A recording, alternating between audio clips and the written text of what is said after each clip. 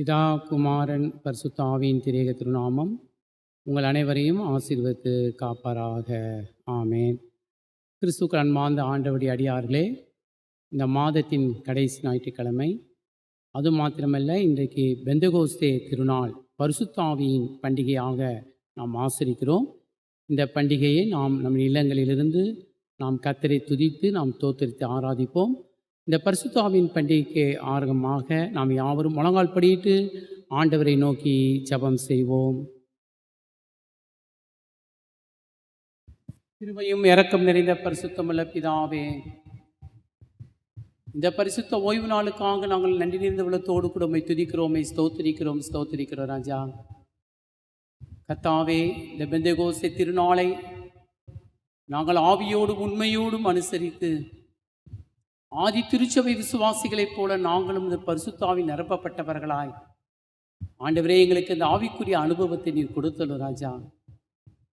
உம்முடைய விசுவாசிகளின் மேல் உமது பரிசுத்த ஆவியை ஊற்றி நீ திருச்சபையை ஏற்படுத்தின திருநாளை நினைத்து நாங்களுக்கு நன்றி நிறைந்த உள்ளத்தோடு கூட உம்மை துதிக்கிறோம், ஸ்தோத்திரிக்கிறோம். இந்த பெந்தகோஸ்தே திருநாளில் இதை அனுசரிக்கிற நாங்களும் அந்த பெந்தகோஸ்தே அனுபவத்தை நாங்கள் பெற்று எங்கள் வாழ்க்கையிலே நாங்கள் சீராய் நடக்கவும் உமக்கு ஏற்ற பிள்ளைகளாய் வாழவும் பரிசுத்த ஆவியானுடைய பலத்தை எங்களுக்கும் இந்த நாளிலே கொடுத்தருளும். யாரெல்லாம் இல்லங்களிலிருந்து இந்த ஆராதனையில் கலந்து கொள்கிறார்களோ அவர்கள் மீது என் தேவ ஆவியானவர் இறங்கி அவர்களை பலப்படுத்த வேண்டும் என்று உம்முடைய பொற்பாதத்தை பணிந்து செபிக்கிறோம் ஜீவனுள்ள பிதாவே. ஆமென். நாம் ஆண்டவருடைய நாமத்து மகிமை உண்டாகவும் இந்த பெந்தகோஸ்தே பண்டிகை ஆராதனைக்கு ஆரம்பமாகவும் 99ஆம் கீர்த்தனை பாடுவோம். கீர்த்தனை 99. ஆவியை மலை போல ஊற்றும் பல ஜாதிகளை இயேசு மந்தையில் கூட்டும் என்கிற 99ஆம் கீர்த்தனை நாம் யாவரும் சேர்ந்து பாடி நம்முடைய இல்லங்களிலே கர்த்தரை ஸ்தோத்தரிப்போம்.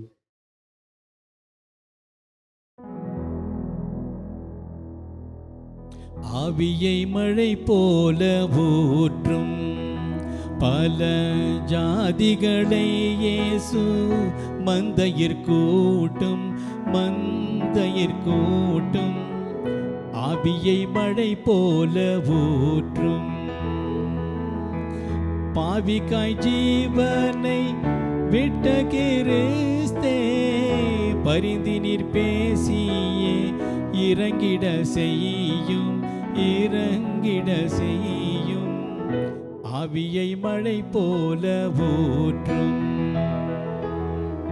அன்பினால் ஜீவனை வீட்டீர் ஆவி அருள் மாறி பொழியவே பரலோகம் சென்றீர் அன்பினால் ஜீவனை வீட்டீர் இன்ப பெருக்கிலே பொங்கி மகிழ ஏராளமான ஜனங்களை சேரும் ஆவியை மழை போல ஊற்றும் சிதறுண்டலைகின்ற ஆட்டை பின்னும் தேடி பிடித்து நீ தூக்கி சுமந்து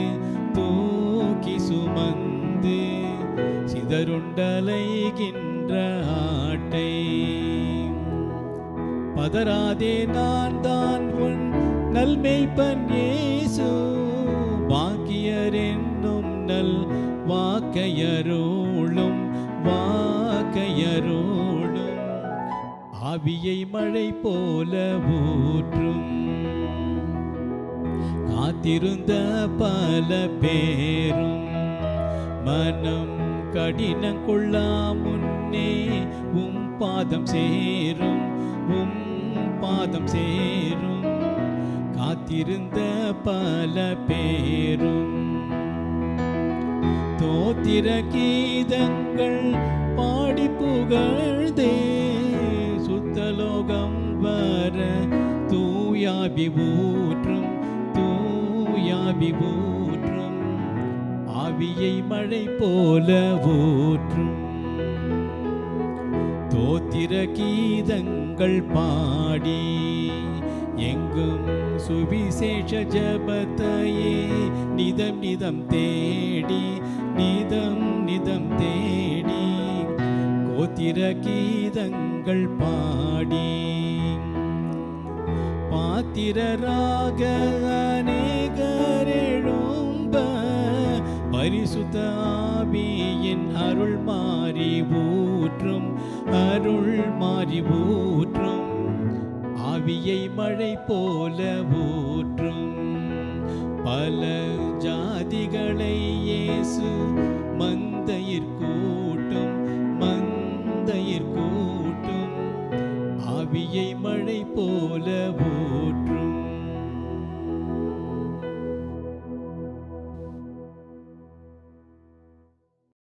இந்த பரிசுத்த ஆவியின் பண்டிகை திருநாளிலே நாம் முறையாக வாசிக்கும்படியாக கொடுக்கப்பட்ட சங்கீதங்களின் புஸ்தகம் 118 சங்கீதம் 14 வசனம் முதல் 24 வசனம் வரை முறையாக வாசிப்போம். சங்கீதங்களின் புஸ்தகம் 118 சங்கீதம் 14 வசனம் முதல் 24 வசனம் வரை முறையாக வாசிப்போம். கர்த்தர் என் பலனும் என் கீதமும் ஆனவர், அவர் எனக்கு இரட்சிப்பும் ஆனவர். நீதிமான்களுடைய கூடாரங்களில் இரட்சிப்பின் கெம்பீர சத்தம் உண்டு. கர்த்தரின் வலதுகரம் பராக்கிரமம் செய்யும். கர்த்தரின் வலதுகரம் உயர்ந்திருக்கிறது, கர்த்தரின் வலதுகரம் பராக்கிரமம் செய்யும். கர்த்தருடைய செய்திகளை விவரிப்பேன். கர்த்தர் என்னை வெகுவாய் தண்டித்தும் என்னை சாவுக்கு ஒப்புக் கொடுக்கவில்லை. நீதியின் வாசல்களை திறவுங்கள். நான் அவைகளுக்குள் பிரவேசித்து கர்த்தரை துதிப்பேன். கர்த்தரின் வாசல் இதுவே, நீதிமான்கள் இதற்குள் பிரவேசிப்பார்கள். நீர் எனக்கு செவி கொடுத்து எனக்கு இரட்சிப்பாய் இருக்கிறபடியால் நான் உம்மை துதிப்பேன். வீடு கட்டுகிறவர்கள் ஆகாததென்று தள்ளின கல்லே மூளைக்கு தலைக்கல்லாயிற்று. அது கர்த்தராலே ஆயிற்று. நம்முடைய கண்களுக்கு ஆச்சரியமாய் இருக்கிறது. நம் யாவரும் சேர்ந்து வாசிப்போம். இது கர்த்தர் உண்டு பண்ணின நாள், இதை களி கூர்ந்து மகிழ கடவோம். பிதாவுக்கும் குமாரனுக்கும் பரிசுத்த ஆவியானவருக்கும் மகிமை உண்டாவதாக, ஆதியிலும் இப்பொழுதும் எப்பொழுதுமான சதா காலங்களிலும் இருக்கிறபடியே ஆமென். நாம் மீண்டும் ஆண்டவருடைய நாமத்துக்கு மகிமை உண்டாகவும் நாம் கர்த்தரை ஆராதிக்க வண்ணமாய் 81 ஞானப்பாடலில் முதல் 3 கவிகளை பாடி நாம் கர்த்தரை ஆராதனை செய்வோம். ஞானப்பாடல் 81 ஞானப்பாடல் முதல் 3 கவிகள். கர்த்தாவின் தூய ஆவியே, நீர் எங்கள் ஆத்துமத்திலே இறங்கி வாசம் பண்ணும். பர வெளிச்சமாகிய உம்மாலே நாங்கள் சீர்பட தெளிந்த நெஞ்சும் கண்ணும் தந்து வந்து மெய் ஜெபத்தை நற்குணத்தை போதிவியும் மெய் மகிழ்ச்சியை அழியும். ஞானப்பாடல் 81 முதல் 3 கவிகளை நாம் சேர்ந்து பாடுவோம்.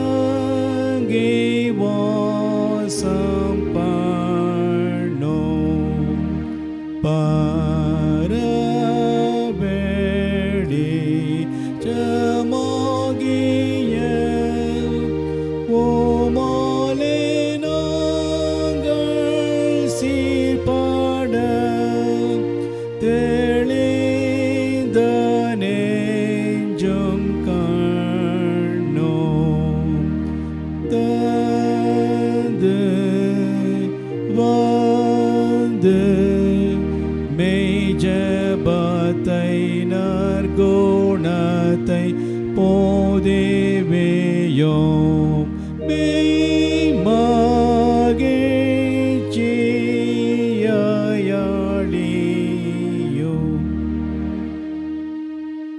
நீ போதேவே கோவார்த்தையே எப்போதும் எங்கள் நெஞ்சிலே தீயாய் எரிவதாக.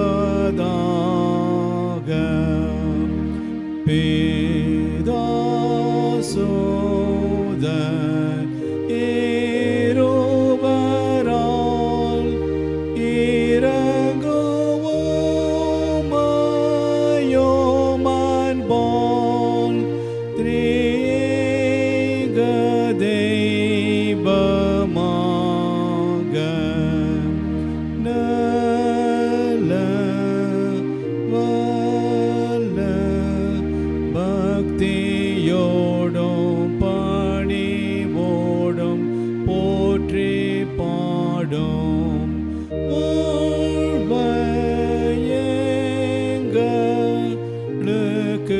தாரும். நலோரடைகிற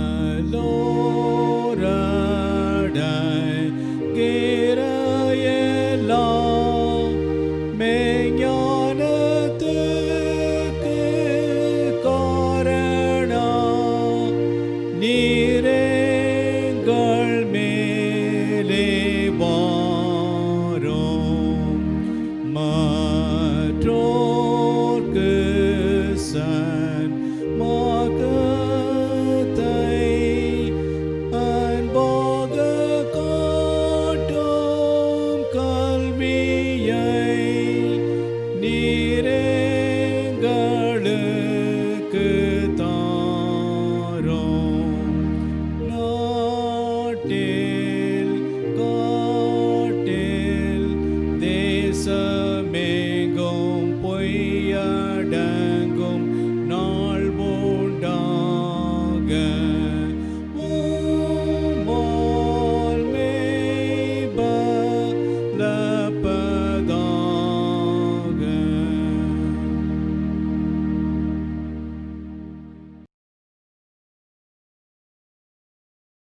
பரிசுத்த ஆவியின் பண்டிகையாகிய திருநாளிலே நமக்கென்று கொடுக்கப்பட்டிருக்கிற ஆரம்ப வாக்கியம் நமது கீர்த்தனை புஸ்தகம் பின்புறத்திலே 32ஆம் பக்கத்தில் இருக்கிற ஆரம்ப வாக்கியத்தை நாம் முறையாக வாசித்து நாம் பாடுவோம். இந்த பரிசுத்த ஆவியின் பண்டிகை திருநாளில் நமக்கு கொடுக்கப்பட்டிருக்கிற ஆரம்ப வாக்கியம் ஞானப்பாடு புஸ்தகம் பின்புறம் 32ஆம் பக்கத்தில் இருக்கிற ஆரம்ப வாக்கியத்தை நாம் முறையாக வாசித்து பிறகு பாடுவோம். வறண்ட நிலத்தின் மேல் நீரோடைகளை ஊற்றுவேன், உன் சந்ததியின் மேல் என் ஆவியை ஊற்றுவேன். உங்களுக்கு புதிய இருதயத்தை கொடுப்பேன், உங்கள் உள்ளத்தில் என் ஆவியை வைத்து நீங்கள் என் நியமங்களில் நடக்கும்படி செய்வேன். கர்த்தரே பராபரன், அவர் நமக்கு வெளிச்சம் தந்தார். பண்டிகை பலியை கொண்டு போய் அவருக்கு செலுத்துங்கள்.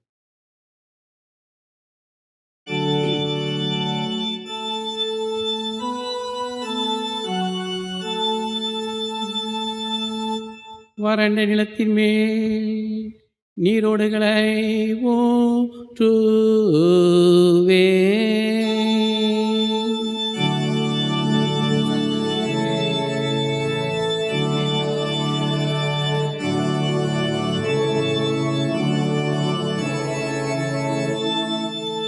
உங்களுக்கு புதிய இருதயத்தாய் கொடுப்பேன்.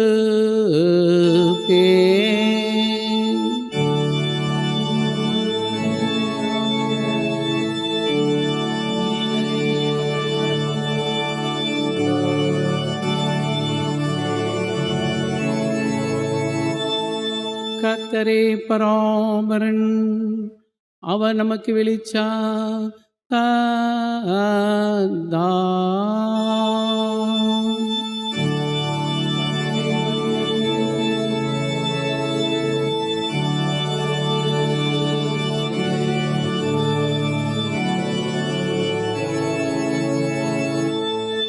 பிதாவுக்கும் குமாரனுக்கும்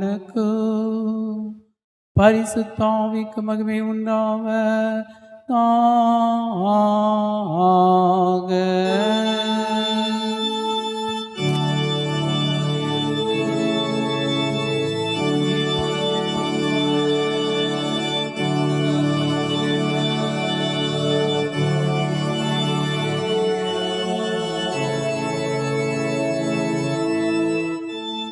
பிரியமானவர்களே, நீங்கள் உங்கள் அபாத்திரத்தன்மையையும் உங்கள் பாவ குற்றங்களையும் உணர்ந்தறிந்து பராபரனுக்கு முன்பாக உங்களை தாழ்த்துங்கள். அவ்விடத்திலே சகாயத்தையும் மன்னிப்பையும் கிருபையும் தேடி ஆயக்காரனைப் போல் பராபரனே பாவிகளாகி எங்கள் பேரில் கிருபை உள்ளவராகும் என்று சொல்லி நாம் யாவரும் முழங்கால் படியிட்டு கெஞ்சி மன்றாடுவோம். வாருங்கள்.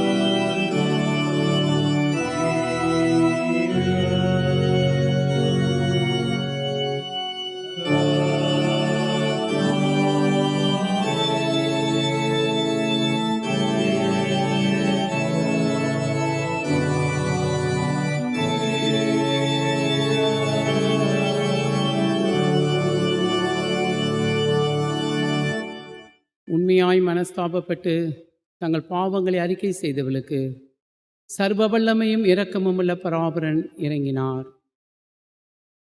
அவர் ஆகாதவனுடைய மரணத்தை விரும்பாமல் ஆகாதவன் தன் வழியை விட்டு திரும்பி பிழைப்பதையே விரும்புகிறார். பராபரன் தம்முடைய ஒரே பேரான குமாரனை நமது பாவங்களுக்காக மரணத்திற்கு ஒப்பு கொடுத்து இவ்நிமித்தமாய் நமது பாவங்கள் எல்லாவற்றையும் மன்னித்தாரே. அவருடைய பரிசுத்த திருநாமத்தை நாம் யாவரும் எழுந்து நின்று 305ஆம் நாணப்பாடலின் 3ஆம் பிரிவின் மூலமாய் புகழ்ந்து ஸ்தோத்தரிப்போம். வாருங்கள்.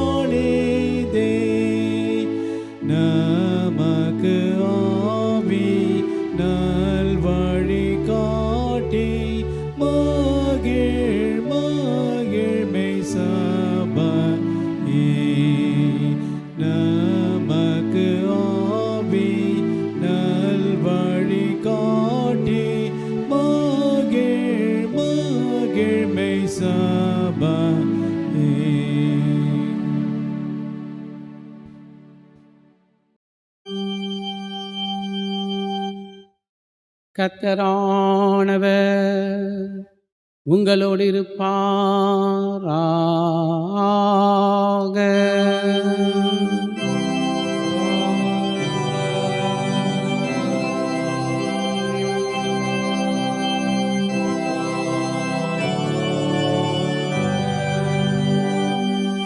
ஆண்டவரை நோக்கி ஜெபம் செய்வோமாக.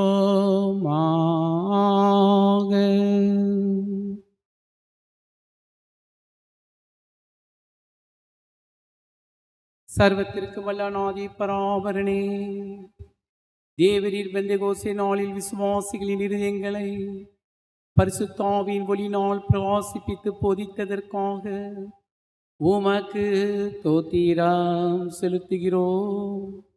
நாங்கள் அதே ஆவியானவரால் எல்லாவற்றையும் சரியாய் நிதானித்தறியவும் திறமையடைந்து எப்பொழுதும் அவருடைய தேற்றுதலினால் சந்தோஷப்படும்படிக்கு உம்மோடும் பரிசுத்த ஆவியோடும் என்றென்றும் ஜீவித்த அரசாளுகிற எங்கள் நாதர் இயேசு கிறிஸ்துவின் மூலமாய் உம்மை வேண்டிக் கொள்ளுகிறோம். சுவாமி.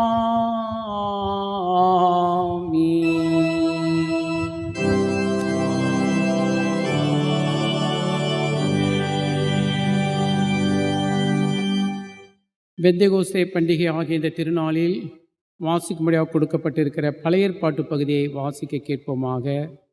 அது யோவேல் தீர்க்கதரிசியின் புஸ்தகம் 2ஆம் அதிகாரம் 28ஆம் வசனம் முதல் 32ஆம் வசனம் வரை வாசிக்க பயபக்தியுடன் கேட்போமாக. யோவேல் தீர்க்கதரிசியின் புஸ்தகம் 2ஆம் அதிகாரம் 28ஆம் வசனம் முதல் 32ஆம் வசனம் வரை. அதற்கு பின்பு நான் மாம்சமான யாவர் மேலும் என் ஆவியை ஊற்றுவேன். அப்பொழுது உங்கள் குமாரரும் உங்கள் குமாரத்திகளும் தீர்க்க தரிசனம் சொல்லுவார்கள்.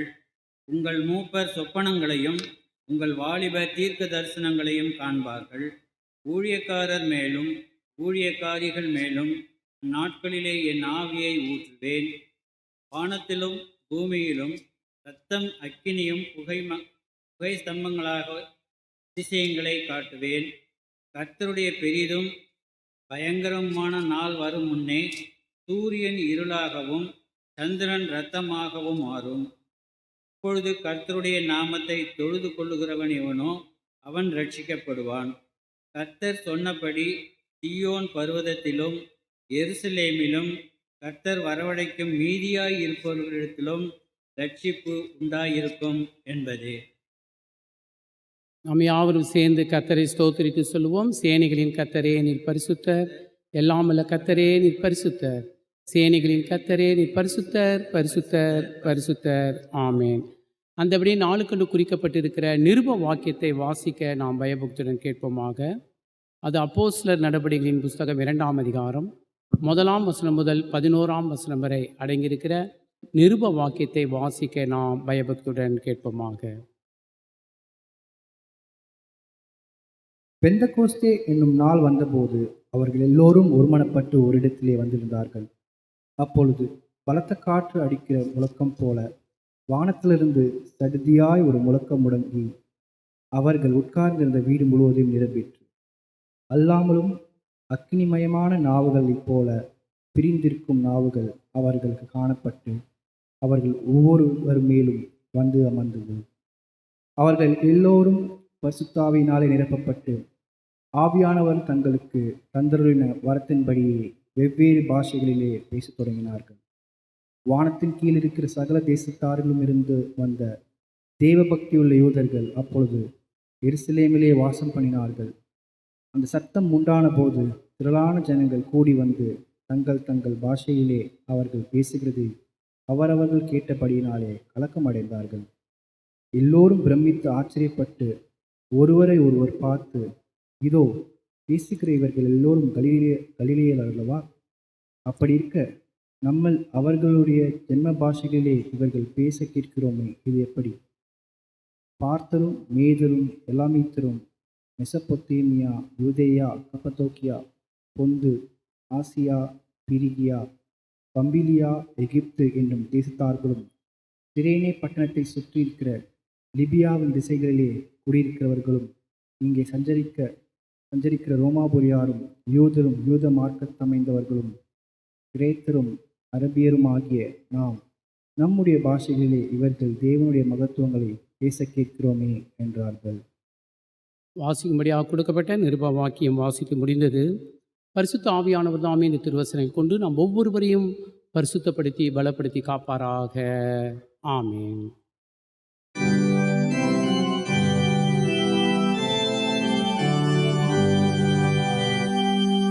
மாம்சமான யாவர் மேலும் என் ஆவியை ஊற்றுவேன். உங்கள் குமாரரும் குமாரத்திகளும் தீர்க்க தரிசனம் சொல்லுவார்கள். அப்பொழுது கர்த்தருடைய நாமத்தை தொழுது கொள்கிறவன் எவனோ அவன் ரட்சிக்கப்படுவான் என்று சேனைகளின் கர்த்தர் சொல்லுகிறார்.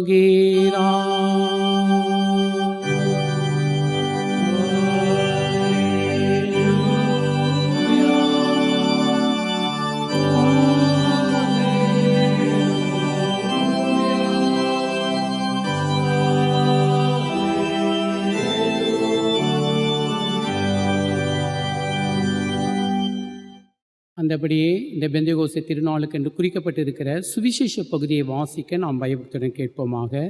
அது பரிசுத்த யோவான் என்பது சுவிசேஷம் 14ஆம் அதிகாரம் 23ஆம் வசனம் முதல் 31ஆம் வசனம் வரை அடங்கியிருக்கிற இயேசு கிறிஸ்துவின் வார்த்தைகளை வாசிக்க நாம் யாவரும் நம்முடைய வீடுகளிலே எழுந்து நின்று பயபக்தியோடு வாசிக்க கேட்போம். யோவான் 14ஆம் அதிகாரம் 23ஆம் வசனம் முதல். இயேசு அவனுக்கு பிரதியுத்தாரமாக, ஒருவன் என்னில் அன்பாயிருந்தால் அவன் என் வசனத்தை கைக்கொள்ளுவான். அவனில் என் பிதா அன்பாயிருப்பார். நாங்கள் அவனிடத்தில் வந்து அவனோடே வாசம் பண்ணுவோம். என்னில் அன்பாயிராதவன் என் வசனங்களை கைக்கொள்ள மாட்டான். நீங்கள் கேட்கிற வசனம் என்னுடையதாயிராமல் என்னை அனுப்பின பிதாவினுடையதாய் இருக்கிறது. நான் உங்களுடனே தங்கியிருக்கையில் இவைகளை உங்களுக்கு சொன்னேன். என் நாமத்தினாலே பிதா அனுப்பப் போகிற பரிசுத்த ஆவியாகிய தேற்றரவாளனே எல்லாவற்றையும் உங்களுக்கு போதித்து நான் உங்களுக்கு சொன்ன எல்லாவற்றையும் உங்களுக்கு நினைப்பூட்டுவார். சமாதானத்தை உங்களுக்கு வைத்து போகிறேன், என்னுடைய சமாதானத்தையே உங்களுக்கு கொடுக்கிறேன். உலகம் கொடுக்கிற பிரகாரம் நான் உங்களுக்கு கொடுக்கிறதில்லை. உங்கள் இருதயம் கலங்காமலும் பயப்படாமலும் இருப்பதாக. நான் போவேன் என்றும் திரும்பி உங்களிடத்தில் வருவேன் என்றும் நான் உங்களுடனே சொன்னதை கேட்டீர்களே. நீங்கள் என்னில் அன்புள்ளவர்களாய் இருந்தால் பிதாவிடத்துக்கு போகிறேன் என்று நான் சொன்னதை குறித்து சந்தோஷப்படுவீர்கள். ஏனெனில் என் பிதா என்னிலும் பெரியவராய் இருக்கிறார். இது நடக்கும்போது நீங்கள் விசுவாசிக்கும்படியாக நடப்பதற்கு முன்னமே இதை உங்களுக்கு சொன்னேன். இனி நான் உங்களுடனே அதிகமாய் பேசுவதில்லை. இந்த உலகத்தின் அதிபதி வருகிறான், அவனுக்கு என்னிடத்தில் ஒன்றும் இல்லை. நான் பிதாவில் அன்பாயிருக்கிறேன் என்றும் பிதா எனக்கு கட்டளிட்டபடி செய்கிறேன் என்றும் உலகம் அறியும்படிக்கு இப்படி நடக்கும். எழுந்திருங்கள், இவ்விடம் விட்டு போவோம் வாருங்கள் என்றார் என்பது.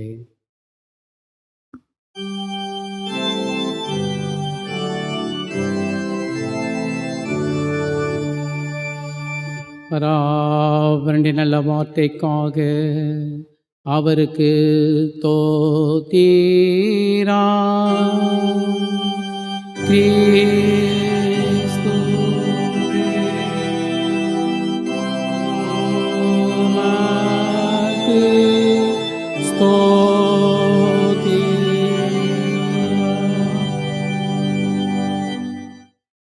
இந்த பெந்தெகோஸ்தே திருநாளில் உலகமெங்கும் கர்த்தரை ஆராதித்துக் கொண்டிருக்கிற சகல பரிசுத்தவான்களோடு நாம் ஆவில் ஒருமனப்பட்டவர்களாய் நிசையா விசுவாச பிரமாணத்தை நாம் பயபக்தியுடன் அறிக்கை செய்வோம் வாருங்கள்.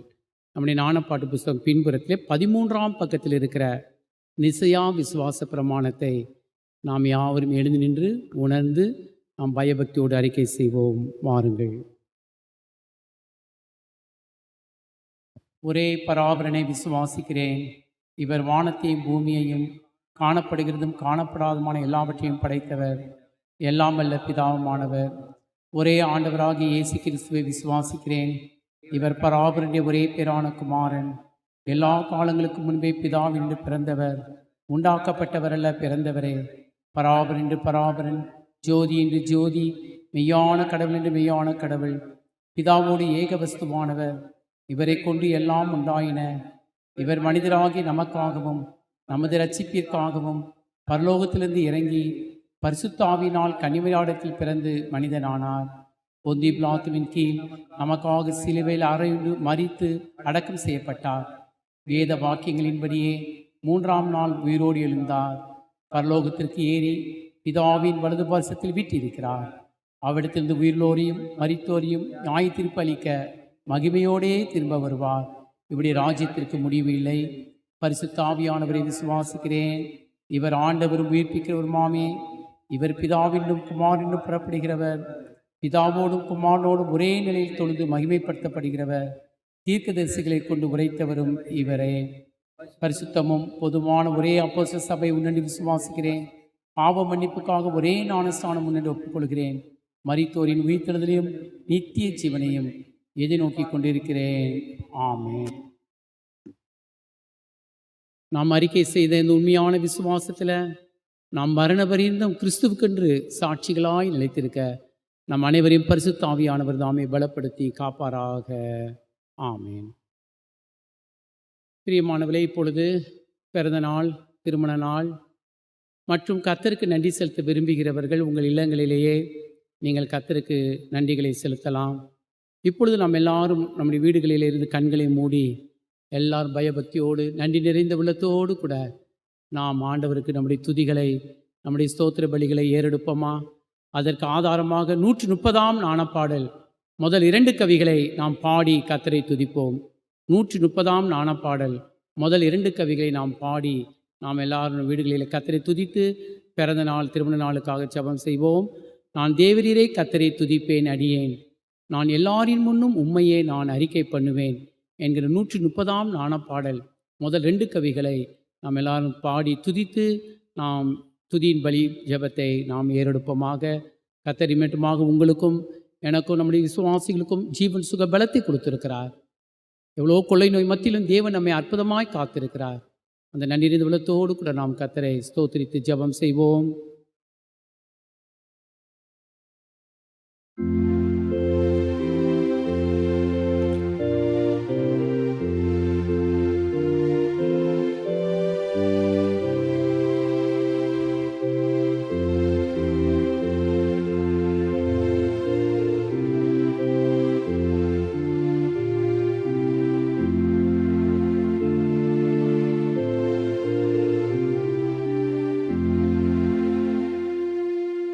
நான் தேவரீரை கர்த்தரே தோதிப்பேனடியேன் எல்லாரின் முன்னோமாயே அறிக்கை பண்ணுவேன் அறிக்கை பண்ணுவேன் ஆயந்த பாக்கியங்களும் ஓமால்தான் வருமே உண்டான எந்த நன்மைக்கும் ஊற்றானவர் நீரே ஊற்றானவர் நீரே. ஆண்டவரை நோக்கி ஜெபம் செய்வோம். அன்றியும் அவருடைய தீர்மானத்தின்படி அழைக்கப்பட்டவர்களாய் அவரிடத்தில் அன்பு கூறுகிறவர்களுக்கு சகலமும் நன்மைக்கு எதுவாய் நடக்கும் என்று சொன்ன பரமபிதாவே, என்னை நோக்கி கூப்பிடு, அப்பொழுது உனக்கு அறியாததும் உனக்கு எட்டாததுமான பெரிய காரியங்களை செய்வேன் என்று சொன்னீரே. இப்பொழுதும் யாக்கோபே பயப்படாதே, நீ என்னுடையவன், நான் உன்னை தெரிந்து கொண்டேன். நீ தண்ணீரை கடக்கும் பொழுது நான் உன்னோடு இருப்பேன், நீ ஆறுகளை கடக்கும் பொழுது அவைகள் உன் மீது பரலுவதில்லை. நீ நெருப்பில் நடந்தாலும் வேகாதிருப்பாய், அக்கினி ஜுவாலை உன் பேரில் பற்றாது என்று எங்கள் பிதாக்களுக்கு வாக்கு கொடுத்தீரே. அந்த உன்னதமான ஜீவனுள்ள உயிருள்ள வார்த்தை இன்றைக்கும் கர்த்தாவே எங்கள் வாழ்க்கையில் நடக்கிறதற்காக ஸ்தோத்திரம் அப்பா. நாங்கள் வாசிக்க கேட்ட சுவிசேஷ பகுதியில் யோவான் 14ஆம் அதிகாரத்தில் கர்த்தாவே, தேங்க்யூ ஜீசஸ், என்னுடைய சமாதானத்தையே நான் உங்களுக்கு கொடுக்கிறேன் என்று சொன்னீரல்லவா. கர்த்தாவே, நாங்கள் கலங்கினாலும் கண்ணீர் விட்டாலும் பதறினாலும் உம்முடைய சமாதானம் எங்களோடு கூட இருக்கிறதற்காக நாங்கள் நமக்கு நன்றி செலுத்துகிற ராஜா. உம்முடைய கிருபை எங்களை ஒவ்வொரு நாளும் வழி நடத்துகிறதற்காக உம்மை துதிக்கிறோம், உம்மை ஸ்தோத்திரிக்கிறோம் ஸ்தோத்திரிக்கிறோம் ஸ்தோத்திரிக்கிறோம் ராஜா. கர்த்தாவே, இந்த மாதத்தின் கடைசி ஞாயிற்றுக்கிழமை ராஜா, கடைசி நாள், தங்கள் பிறந்த நாளை கொண்டாடுகிறவர்கள், வருகிற வாரத்தில் கொண்டாடுகிறவர்கள், ஸ்தோத்திர ராஜா. என்னை தாயின் கற்பத்திலிருந்து எடுத்தவர் நீரே, நான் தாயின் கற்பத்தில் இருக்கும் பொழுதே உம்மால் ஆதரிக்கப்பட்டேன் என்று சங்கீதக்காரன் ஜெபிக்கிறாரே, ஸ்தோத்திரம் செலுத்துகிறாரே. அவரோடு சேர்ந்து கர்த்தாவே நாங்களும் பிறந்த நாளை கொண்டாடின அடியாளோடு உம்மை துதிக்கிறோம், உம்மை ஸ்தோத்திரிக்கிற ராஜா. நீர் எதற்காக இந்த புதிய ஆண்டை கொடுக்கிறீர் என்பதை உணர்ந்து உம்முடைய சித்தத்தை அறிந்து கர்த்தாவே இவர்கள் உண்மையும் ஈவனுள்ள பிள்ளைகளாய் நடக்க கிருபை செய்துள்ள ராஜா. கர்த்தருக்கு பிரியமானது இன்னது என்பதை சோதித்து பாருங்கள் என்று நாங்கள் எபேசியரில் வாசிக்கிறோமே 5ஆம் அதிகாரத்தில். பரிசுத்த ஆவியானவர் அப்படியாக உம்முடைய சித்தத்தை விருப்பத்தை அறிந்து இந்த புதிய ஆண்டிலே நடக்க கிருபை செய்துள்ளோம். நல்ல ஒரு கிறிஸ்தவனாய், நல்ல ஒரு கிறிஸ்தவனாய், சாட்சியுள்ள பிள்ளையாய் ஆண்டவரே இந்த பிறந்த நாளிலே உம்முடைய கிருபையினால் நிரப்பி அவர்களை வழி நடத்தும் ராஜா. கர்த்தாவே, திருமண நாளில் காண்கிற அடியாளுக்காக ஸ்தோத்திரம் ஆண்டவரே. ஒருவேளை ஆலயத்தில் வர முடியாது என்றாலும் வீட்டிலே குடும்பமாய் ஸ்தோத்திரிக்கிற அடியாளோடு ஸ்தோத்திரிக்கிறோம். கணவனும் மனைவியுமாய் இசைந்து வாழட்டும் ராஜா. பணம், பொன், பொருள், சுயநலம் இவைகள் கணவன் மனைவி உறவுக்கு இடையே தடையாயிராதபடி ஒருவர் பாரத்தை ஒரு சுமந்து ஒருவரில் ஒருவர் அன்பு கூர்ந்து நன்மையிலும் தீமையிலும் வாழ்விலும் தாழ்விலும் இன்பத்திலும் துன்பத்திலும் உடைய சமூகத்தில் கொடுத்த வாக்குறுதியை தவறாமல் நிறைவேற்ற ஒருவர் பாரத்தை ஒரு சுமந்து வாழ சாட்சியாய் ஜீவிக்க இன்னும் அநேக ஆண்டுகள் நமக்கு வாழவளை பரிசுத்தாவினால் நிரப்பேறலும். அவருடைய சன்னதி ஆசீர்வதி ராஜா. அவருடைய சன்னதி பூமியை சுதித்து கொள்ளட்டும். பரிசுத்தமுள்ள சந்ததியாக இந்த பூமியிலே வாழட்டும் ராஜா. கர்த்தாவே, இந்த கொள்ளை நோய் காலங்களிலே வியாதியோடு பலவீனத்தோடு இருக்கிற எங்கள் சபை மக்கள் எத்தனையோ குடும்பங்கள் ஜெபிக்கிறோம் அப்பா. நீதான் மருத்துவர் ராஜா. உம்முடைய விலையேறப்பட்ட ரத்தம் தான் எங்களுக்கு மருந்து ராஜா. அந்த இரத்தத்தினாலே எல்லாரையும் சுகப்படுத்திடணும். கொடுத்த சுகத்திற்காக நன்றி செலுத்துகிறோம். எல்லா வியாதியின் படுக்கைகளையும் இயேசுவின் நாமத்தினாலே தேவன் மாற்றிப் போடுவீராக. உடைய உன்னதமான இரத்தத்தை ஒவ்வொருடைய வீடுகளிலும் வாசக்காலில் தடவுகிறோம், தெளிக்கிறோம். என் தேவன் விடுதலை கட்டளிட்டு பலப்படுத்துவீராக. ஆசீர்வதித்தரலும். இயேசுவின் ரத்தம் செய்யும் ராஜா. இம்மட்டுமாய் நீ நடத்தினீரை நீ நடத்தும், தாங்கும், ஏந்தும், பலப்படுத்தியறலும். இயேசுவின் நாமத்தில் ஜெபிக்கிறோம் ஜீவனுள்ள பிதாவே. ஆமேன்.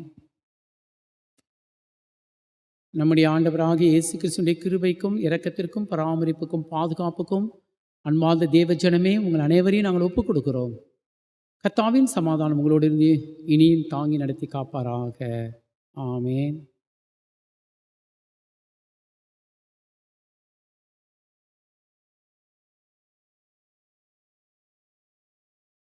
நாம் மீண்டும் ஆண்டோடைய நாமத்தை மகிமை உண்டாகும் நாம் கர்த்தருடைய வார்த்தையை கேட்க நம்மை ஆயத்தப்படுத்தும் வண்ணமாக 84ஆம் நாணப்பாடலில் முதல் 4 கவிகளை பாடி நாம் கர்த்தருடைய வார்த்தையை கேட்பதற்கு நம்மை ஆயத்தப்படுத்துவோம். நாம் யாவரும் நம்முடைய இல்லங்களிலே எழுந்து நின்று பரிசுத்த ஆவியானவர் தாமே நம்மோடு கூட பேசும்படியாக இந்த பெந்தெகோஸ்தே திருநாளிலே அவருடைய வார்த்தை வல்லமையோடு அதிகாரத்தோடு ஆறுதலோடு நமக்கு வரும்படி நாம் ஜெபத்தோடு இந்த 84ஆம் நாணப்பாடல் முதல் 4 கவிகளை நாம் பாடுவோம். வாரும் தேவ ஆவி வாரும், எங்கள் ஆத்துமத்தில் எங்களுக்கு உயிரை தாரும். வாரும் தூய ஆவியே, உம்முடன் வெளிச்சமும் சீரும் ஜீவனும் வரும். 84ஆம் நாணப்பாடலில் முதல் 4 கவிகளை பாடுவோம்.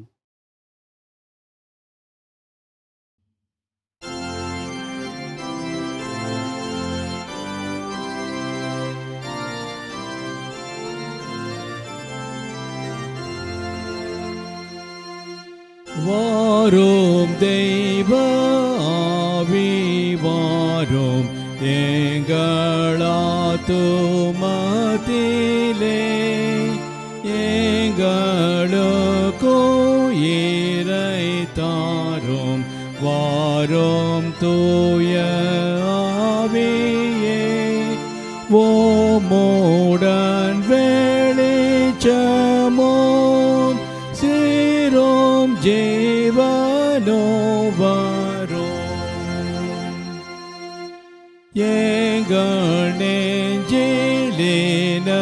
புத்தி தெய்வ பயமும் வர, அதை நீர் குணப்படுத்தி தப்புனினைவாகிய யாவையோமதில் நீரே நீக்கும் தேவ ஆவியே. மோட்சத்தின் வழியை காட்டி சகல தடயையும் நீக்கியங்களை காப்பாற்றி நல்லோராக்கியரோடும் காலிடரேற்றையாகி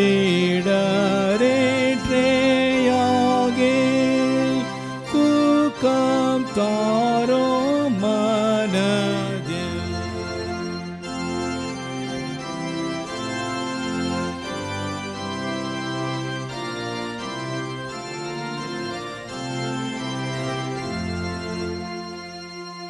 நாங்கள் தெய்வ மைந்தரென்று நீரே தீங்கு நாளிலும் சாட்சி தந்து பேயை வென்று நெஞ்சை தேற்றியரோடும் தெய்வ அன்பின் தண்டிப்பு எங்களுக்கு நல்லது.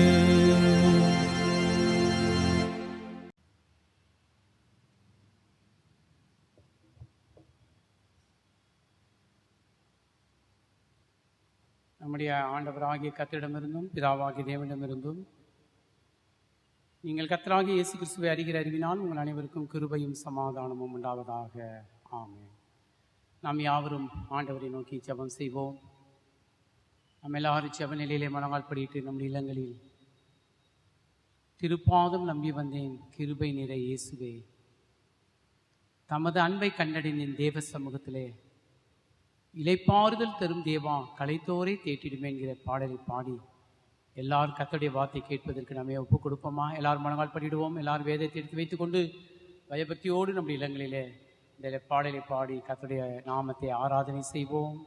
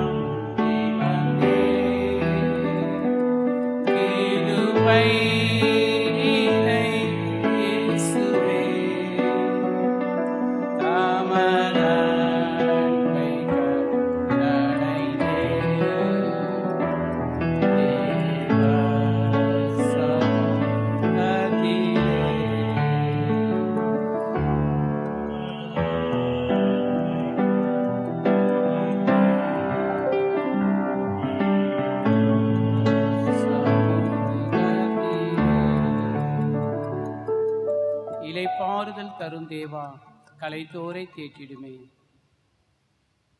உம்முடைய கிருபைக்கும் உம்முடைய இரக்கத்திற்கும் எங்களை ஒப்புக் கொடுக்கிற ராஜா. வாரும் பரிசுத்த ஆவியானவரே, உம்மை விசுவாசிக்கிற எங்கள் ஒவ்வொருடைய உள்ளத்திலும் வந்து இறங்கி அதில் உமது அன்பு என்னும் தீயை மூட்டி அருளும்.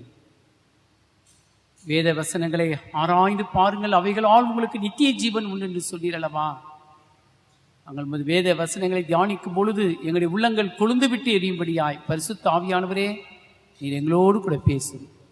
உம்முடைய வசனம் மாத்திரமே எங்கள் வாழ்க்கையில சத்தியமாகட்டும் சுவாமி. ஆமென். கிறிஸ்துவுக்குள் அன்பார்ந்தவர்களே, இன்றைய திருநாள் இது பெரிய திரு பண்டிகை, பெந்தகோஸ்தே திருநாள். இன்றைக்கு உலகமெங்கும் இருக்கிற திருச்சபைகள் எல்லாம் இதை சிறப்போடு கூட கொண்டாட வேண்டிய ஒரு திருநாளாக இன்றைக்கு அமைந்திருந்தாலும், நம்முடைய இல்லங்களிலே நம்முடைய உணர்வு பூர்வமாக இந்த பண்டிகை இன்றைக்கு நாம் கொண்டாட வேண்டும். பெந்தகோஸ்தே திருநாள் இது பரிசுத்த ஆவியின் பண்டிகை. இந்த பண்டிகையிலே நம்முடைய தியானத்திற்காக எடுத்துக்கொண்ட திருமறை பகுதி அது சகரியா தீர்க்கதரிசியின் புஸ்தகம் 4ஆம் அதிகாரம் 6ஆம் வசனத்தை இன்றைக்கு தியானித்து வாசித்து பரிசுத்த ஆவியின் துணையோடு தியானம் செய்வோம். சகரியா தீர்க்கதரிசியின் புஸ்தகம் 4ஆம் அதிகாரம் 6ஆம் வசனம். அப்பொழுது அவர் செருபாபேலுக்கு சொல்லப்படுகிற கர்த்தருடைய வார்த்தை என்னவென்றால், பலத்தினாலும் அல்ல, பராக்கிரமத்தினாலும் அல்ல, என்னுடைய ஆவினாலே ஆகும் என்று சேனைகளின் கர்த்தர் சொல்கிறார்.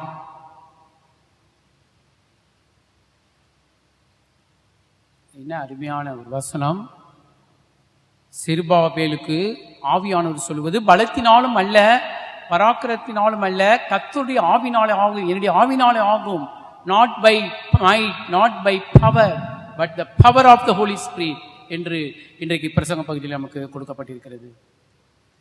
கிறிஸ்துவுக்குள் பிரியமானவர்களே, நாம் கொண்டாட நம்முடைய திருச்சபையின் ஒழுங்கின்படியாக நாம் 6 பெரிய பண்டிகைகளை கொண்டாடுகிறோம். அதில் 3 பெரிய முக்கியமான பண்டிகைகளில் 3ஆவது பண்டிகையாக இந்த பெந்தகோஸ்தே திருநாளை நாம் கொண்டாட வேண்டியது.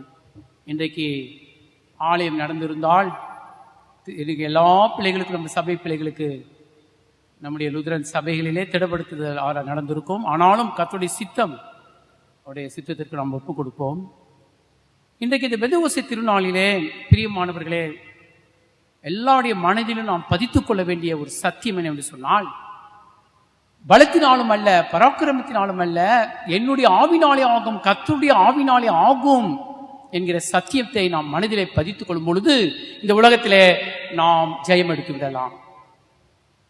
நான் இந்த வேத பகுதியை தியானிக்கும் பொழுது எனக்கு ஏற்பட்ட ஒரு யோசனை, ஆழமான சிந்தனையை, ஆதி திருச்சபை பசுமையாய் இருந்ததற்கு என்ன காரணம்?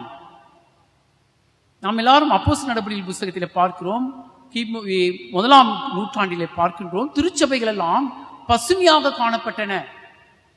நீங்கள் அப்போஸ்தலர் நடபடிகளை வாசித்து பார்ப்பீர்களானால் நாளுக்கு நாள் விசுவாசிகள் சபைகளில் சேர்க்கப்பட்டார்கள். 3000 பேர் ஞானஸ்நானம் பெற்றார்கள், 5000 பேர் ஞானஸ்நானம் பெற்றார்கள், சபைகள் பழுகி பெருகியது என்றெல்லாம் நாம் வாசிக்கிறோம், திருச்சபை வரலாற்றிலே பார்க்கிறோம். அப்படியானால் எனக்கு ஒரு கேள்வி, ஆதி திருச்சபை இந்த பசுமையா இருந்ததற்கு என்ன காரணம்? இந்த ஆதி திருச்சபையின் இந்த வளர்ச்சிக்கு என்ன காரணம் என்று சொன்னால், முதலாவது பிரியமானவர்களே, ஆதி திருச்சபை பரிசுத்த ஆவியில் நிரப்பப்பட்ட சபையாய் இருந்தது. The early church was filled with the power of the Holy Spirit.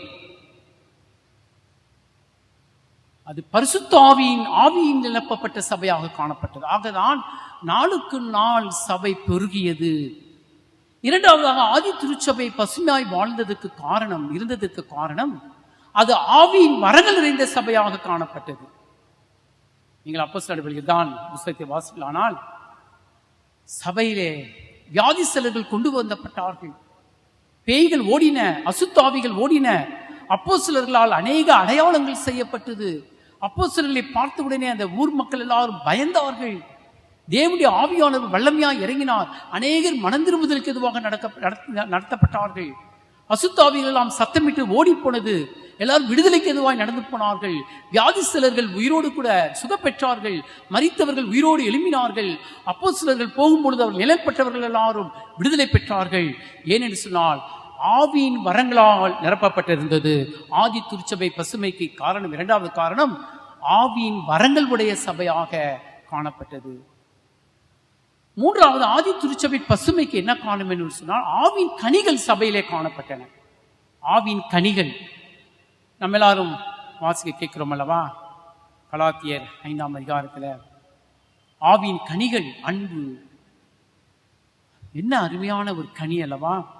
மன்னிக்கிற தன்மை, தாழ்மை, பொறுமை, தியாகம், இவைகளெல்லாம் கிறிஸ்துவின் வாழ்க்கையில் காணப்பட்ட அந்த தன்மைகளை ஆதி திருச்சபை தன் வாழ்க்கையில வெளிப்படுத்தியது. ஆவியின் கனிகள் உடையதாக இருந்தது. ஆகவேதான் ஆதி திருச்சபை அது பசுமை நிறைந்த திருச்சபையாய், உயிருள்ள திருச்சபையாய் அது காணப்பட்டது. அப்படியானால் இன்னைக்கு நாம் கர்த்தரை ஸ்தோத்திரிக்கிறோம். இன்றைக்கு நம்முடைய திருச்சபைகள் எல்லாம் இந்த 21ஆம் நூற்றாண்டில வாழ்ந்து கொண்டிருக்கிற நம்முடைய வாழ்க்கை, இந்த திருச்சபையினுடைய நிலைமை, திருச்சபையில் காணப்படுகின்ற இந்த ஆவியின் வரங்கள், ஆவியின் கனிகள், பரிசுத்தாவின் அபிஷேகம், இவைகளெல்லாம் எடுபட்டு போனதே, காணாமல் போனதற்கு என்ன காரணம்? அதிலும் 3 காரியங்களை நாம் பார்க்கலாம். அது முதலாவது, இது ஒரு சில சபைகளில் ஆள்பலம், பணபலம்,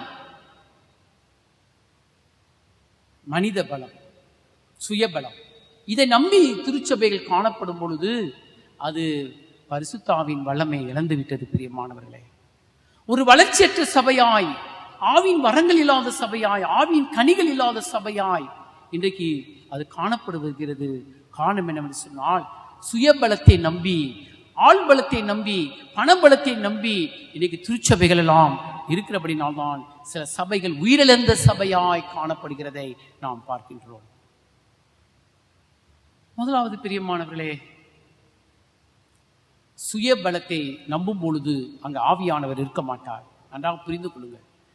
பிரசங்க பகுதியிலே அதை மனதில் வைத்துக் கொள்ள வேண்டும். பலத்தினாலும் அல்ல, பராக்கிரத்தினாலும் அல்ல, என்னுடைய ஆவினால் தான் ஆகும். இங்கே இன்றைக்கு சபையிலே அநேகர் சுயபலத்தை நம்பி இருந்தார்கள். அந்த சுயபலம் என்று சொல்லும் பொழுது அது சிம்சோனை தான். பழைய ஏற்பாட்டிலே நாம் வாசிக்கிறோம் அல்லவா? ஒரு சிம்சோன் என்கிற ஒருவன், அவன் கர்த்தருடைய ஆவியானவரால் நிரப்பப்பட்டான். ஆனால் தன்னுடைய சுய பலத்தை அவன் நம்பின பொழுது ஆவியானவர் அவனுக்குள் இருந்து எடுக்கப்பட்டார். அவன் பலமை இழந்து போனவனாய், ஐயோ ஆண்டவரே, இந்த ஒரு விசை என்னை மன்னித்தருளும், என்னை ஒரு விசை பலப்படுத்தியருளும் என்று சொல்லி கதறுகின்றான். என்றைக்கு ஒரு மனிதன் தன் சுய பலத்தை நம்புகிறானோ அன்றைக்கு பரிசுத்த ஆவியானவர் அந்த மனிதனிடத்திலிருந்தோ அந்த திருச்சபையிலிருந்தோ அவர் வெளியே போய்விடுகின்றார். மனித சுயபலத்தை நம்பி நாம் வாழ்வதனால்தான் நமக்குள் ஆவியானுடைய பலம் இல்லை. திருச்சபை வளர்ச்சி இல்லாத சபைகளாக காணப்படுகின்றன. இரண்டாவது பாருங்கள், ஆள்பலம். ஆள்பலம். எலியா தீர்க்கதரிசி ஒரே மனுஷன், 450 பாகால் தீர்க்கதரிசிகள் சூழ நின்று கொண்டிருக்கிறார்கள். எலியா தீர்க்கதரிசி, ஆண்டவரே என்னை கேட்டருளும், என்னை கேட்டருளும் என்று கதறுகின்றார். பல கூட்ட மக்கள் எதிராய் நிற்கிறார்கள். ஆனால் எலியா என்கிற ஒரே தீர்க்கதரிசி, ஆனால் அந்த தீர்க்கதரிசிக்குள்ளாக பரிசுத்தாவின் பலம் இருந்தபடினால் 450 பாகால் தீர்க்கதரிசிகளை எலியா தீர்க்கதரிசி கொன்று போட்டு விட்டார். அங்கே தேவன் ஒரு அற்புதத்தை செய்தார் அல்லவா?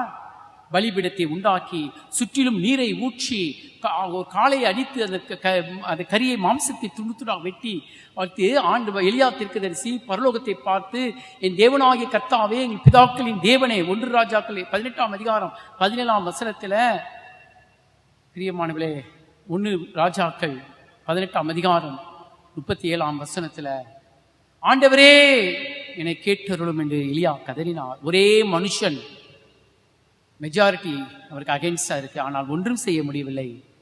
பரிசுத்தாவின் பலம் எலியா தீர்க்கதரிசியோடு இருந்தது. அதே போலதான் புதிய ஏற்பாட்டிலே பாருங்கள், இயேசு கிறிஸ்து அவர் தனி மனிதனாய் நின்று கொண்டிருக்கின்றார். சுற்றிலும் பயங்கரமான கூட்டம் இயேசு கிறிஸ்துக்கு விரோதமாய் கூடி கூக்குரலிட்டுக் கொண்டிருக்கிறது. Majority is not always right. புரிந்து கொள்ளுங்கள். கூட்டம் அதிகமா இருக்கிறதுனால அவங்க சொல்றது நீதியாகி விடாது, நியாயமாகி விடாது. ஒரு மனிதன் தனித்திருப்பானால் அவன் சொல்லுவது அநீதியாகி விடாது. இயேசு கிறிஸ்து தனித்து நின்று கொண்டிருந்தார், கூட்டம் எதிரே நின்று கொண்டிருக்கிறது. ஆனால் கிறிஸ்துவுக்குள் பரிசுத்த ஆவியானவர் இருந்தார். இயேசு கிறிஸ்து ஜெயம் எடுத்தார். ஆள்பலத்தை நம்பி திருச்சபையும் ஒரு கிறிஸ்தவனும் இருக்கும் பொழுது அங்கே ஆவியானவர் செயல்பட மாட்டார். பிரியமானவர்களே, மூன்றாவது பணபலம். அந்த பணபலத்தை பற்றி சொல்லும் பொழுது 30 வெள்ளிக்காசு யூதாசுக்கு அது பலமாக தெரிந்தது. ஆனால் அவனுக்குள் இருந்த பரிசுத்த ஆவியின் ஈவை அவன் இழந்து விட்டான். தூக்கி போட்டு நிம்மதி இழந்தவனாய் ஓடி போனான். பணபலத்தினால் சாதிக்க முடியாது. பிரியமானவர்களே, அப்போஸ்தலர் நடவடிக்கை புத்தகம் 8ஆம் அதிகாரம் 18ஆம் 19ஆம் வசனத்துல அங்கு சீமோன் என்கிற ஒரு மந்திரவாதி பேதுருவிடத்துல யோவானிடத்துல வந்து யார் தலையில் கை வைக்கிறார்களோ அவள் பரிசுத்த ஆவியை பெறும் சொல்லி பணத்தை கொண்டாந்து கொடுக்கின்றான். பணபலத்தினாலே ஆவின் வரங்களை சம்பாதிக்க நினைத்தான். அவனை சபித்து போட்டார்கள். பிரியமானவர்களே, இன்றைக்கு நாம் எந்த பலத்தினாலே வாழ்ந்து கொண்டிருக்கிறோம்? இன்றைக்கு நீங்களும் நானும் கிறிஸ்தவர்களாக வாழ்கிறோமே, இந்த உலக வாழ்க்கையில நாம் எந்த பலத்தை நம்பி வாழ்ந்து கொண்டிருக்கிறோம்? பிஷப் ஜான்சன் அவர்கள் எங்களுக்கு குரு பட்டம் கொடுத்தார், எங்களுடைய பேட்ச் பாஸ்டர்ஸ்க்கு. அப்பொழுது அவர் சொல்லும் பொழுது அடிக்கடி சொல்லுவார், நாம் எல்லாரும் சபை குருமார்கள் டிரான்ஸ்ஃபர் ஆகி போகும் பொழுது சில நேரங்களில் சில பாஸ்டேட்லாம் தெரியாது, முன்பின் தெரியாத ஊருக்கு நாம் போகிறோம். அங்கே நமக்கு சொந்த பந்தங்கள் எல்லாம் இருக்க மாட்டார்கள். ஆனால் பரிசுத்த ஆவியின் பலத்தோடு நாம் ஒரு குரு சேகரத்துக்கு போகும் பொழுது தேவன் முழு சபையை நமக்கு ஈவாய் கொடுப்பார். அந்த பரிசுத்த ஆவியின் பலம் நம்மோடு கூட இருக்கும் என்று அடிக்கடி எங்களுக்கு சொன்ன அந்த வார்த்தை இன்றைக்கு என் காதுகளில் ஒலித்துக் கொண்டிருக்கிறது. பிரியமானவர்களே, நான் எந்த பலத்தினாலே நான் ஊழியம் செய்து கொண்டிருக்கிறேன்? நான் எந்த பலத்தினாலே கிறிஸ்தவனாக வாழ்ந்து கொண்டிருக்கிறேன்? நான் எந்த பலத்தினாலே இந்த உலக வாழ்க்கையில நான் என் தேவைகளை சந்தித்துக் கொண்டிருக்கிறேன்? பணம் பலத்தினாலா, ஆள் பலத்தினாலா, என் சுய பலத்தினாலா, அல்லது பரிசுத்த ஆவியின் பலத்தினாலா? பலத்தினாலும் அல்ல, பராக்கிரத்தினாலும் அல்ல, கர்த்தருடைய ஆவினாலே ஆகும் என்று சேனைகளின் கர்த்தர் சொல்லுகிறார். இன்றைக்கு பரிசுத்த ஆவியின் பலத்தை நாம் பெற்றிருக்கிறோமா? பெந்தெகோஸ்தே அனுபவம் என்பது அது ஒரு வித்தியாசமான அனுபவம். பிரியமானவர்களே, அது வெறும் பாரம்பரியத்தை சார்ந்து இருப்பதல்ல. ஒரு கிறிஸ்தவன் தன் உணர்வு பூர்வமாக முழங்கால் படியிட்டு தேவனை நோக்கி கண்ணீர் விட்டு கதறுகின்ற பொழுது, அப்பா பிதாவே என்று அவரை நோக்கி கூப்பிடும் பொழுது, தன் பாவத்தை அறிக்கை செய்கின்ற பொழுது உன்னதத்திலிருந்து வருகிற ஒரு வல்லமை தான் பரிசுத்த ஆவியின் அபிஷேகம் என்பதை நாம் மறந்துவிடக்கூடாது. அந்த அபிஷேகத்தை ஒவ்வொரு கிறிஸ்தவனும், ஒவ்வொரு திருச்சபையும், ஒவ்வொரு ஊழியக்காரனும் பெற்றிருக்கும் போது மாத்திரம்தான் பிரியமானவர்களே சபைகள் எல்லாம் எழுப்புதலாக இருக்கும், கிறிஸ்தவ குடும்பங்களில் எழுப்புதல் காணப்படும். இன்றைக்கு பார்த்தீங்களானால் ஒரு சிலருக்கு தாங்கள் செய்வது தவறு என்றே தெரியவில்லை. தெரியாதபடி பிசாசானவன் அவர் கண்களை குருடாக்கி இருக்கிறான். எனவேதான் யோவான் 16ஆம் அதிகாரம் 8ஆம் வசனம் 11ஆம் வசனத்தில் இயேசு சொல்லும் பொழுது, பரிசுத்த ஆவியானவர் உங்களிடத்தில் வருகின்ற பொழுது பாவத்தை குறித்தும் நீதியை குறித்தும் நியாயத்தை குறித்தும் உங்களுக்கு எடுத்து உணர்த்துவார். எனவேதான் தாவீது பாருங்க, பாவம் செஞ்ச உடனே பரிசுத்த ஆவியானவரிடத்தில் போய்விட்டார். தாவீது கதறுகின்றார், தூய இருதயத்தை கர்த்தாவே சிருஷ்டியும், நிலைவரமான ஆவியை நீர் புதுப்பித்தருளும், உம்முடைய ஆவியை என்னிலிருந்து எடுத்துக்கொள்ளாதீரும் என்று 51ஆம் சங்கீதத்தில் கதறுகிறாரே. பரிசுத்த ஆவியானவர் இருக்கும்போது தான் நான் செய்வது தவறு, நான் பேசுவது தவறு, எது நீதி எது நியாயம் என்று சொல்லி உணர்த்துகிற ஒரே ஒருவர் பரிசுத்த ஆவியானவர் தான்.